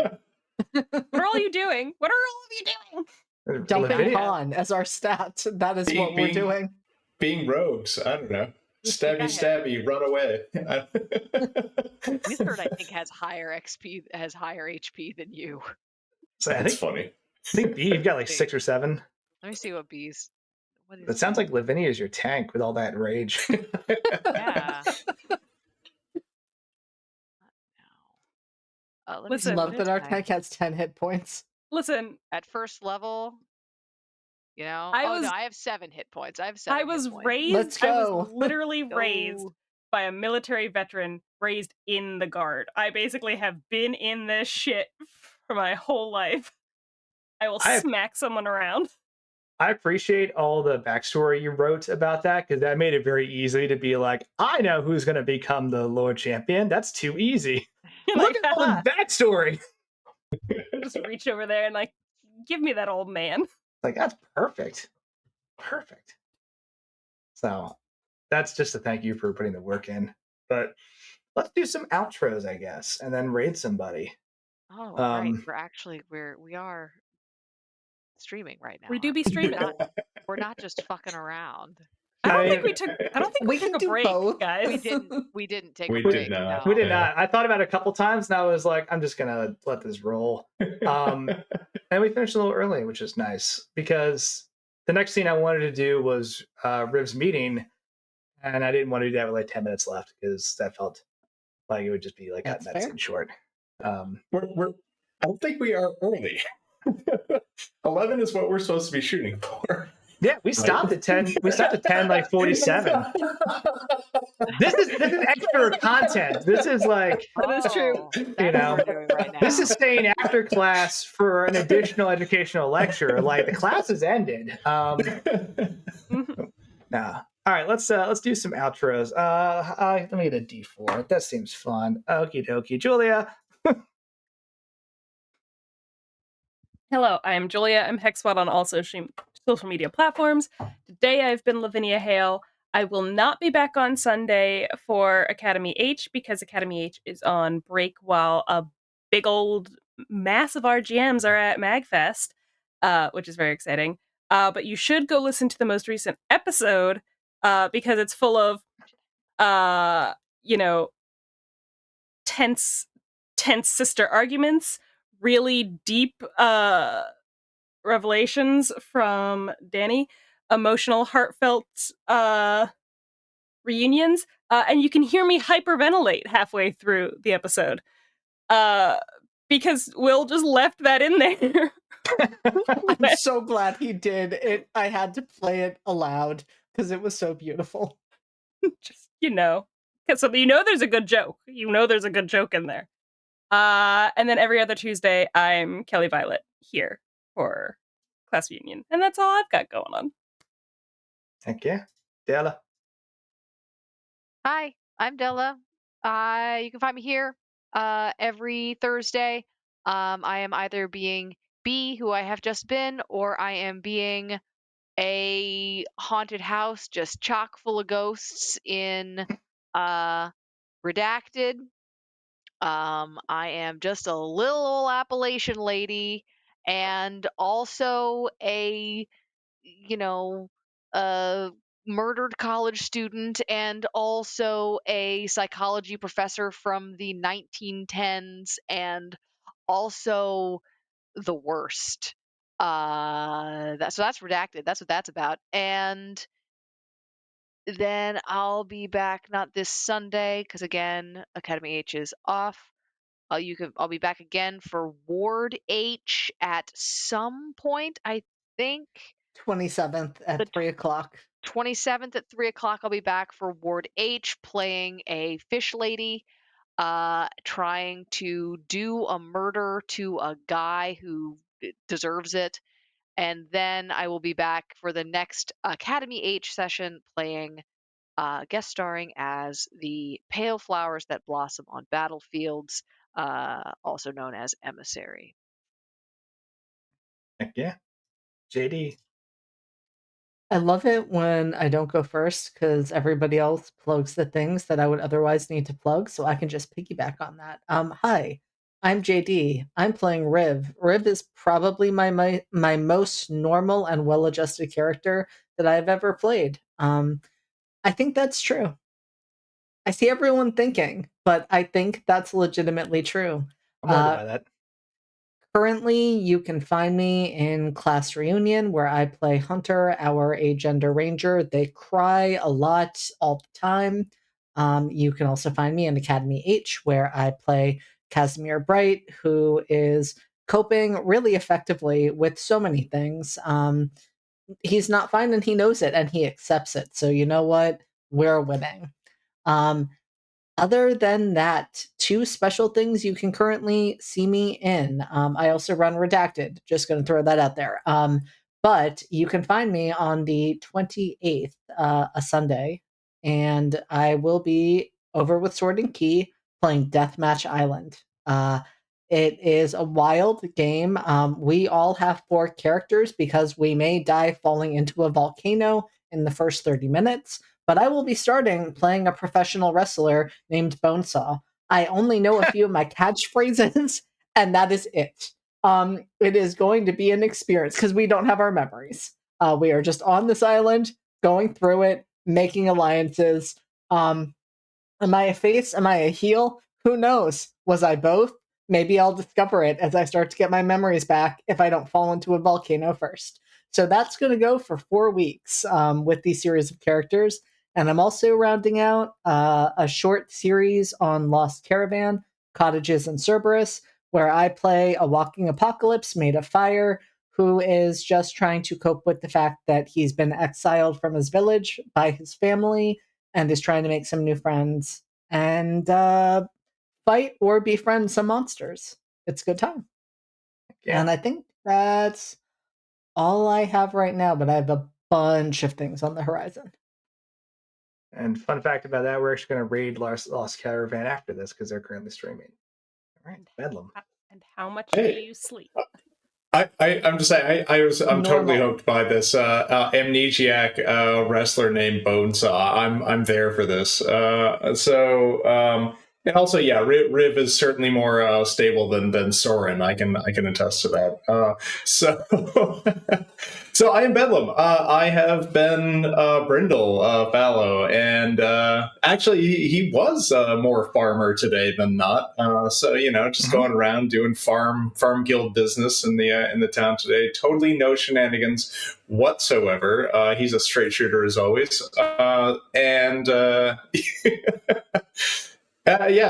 So very excited to see where this goes next, as we heard like lots of different theories about where the what is going on behind the scenes in this Neverember's Enigma. So every other Thursday we'll be back here And yeah, I am and have been and will continue to be Bedlam. That's it. Nice. Yeah, we'll be back on the first for our next Neverember's Enigma session. But until then, hi, I'm Andrew. I also run Veil Breakers on the channel, which is just a bunch of high-level characters just beating the ever-living crap out of a Lich and his armies of the damned. High-budget, high spells. It's very fun, right? If not doing that, I play Eddie on Cryptic Community College as our season 2 podcast is being recorded. Eddie, who believes in all sorts of conspiracies, but most importantly, he believes in his friends. And tomorrow, we'll be at MagFest doing a panel with Della and some other folks as well. Yes. That is tomorrow. Yes, that is tomorrow. At 2:30, we're going to talk about our panel's called Schrodinger's Crit, and we're going to talk about when the rules can be your friend and when the rules could be bent, ignored, or entirely broken into itty bitty pieces to make your gaming experience better, both for you and the players. That's the goal, right? So that's all. And with that, I'm going to raid Lost Caravan. So you're going to see the thanks for watching screen, and then we're going to go pop over there for a little bit, say hi, throw them a follow if you're not following already, and then enjoy the rest of your evening. And thanks for watching, everyone. Have a good night.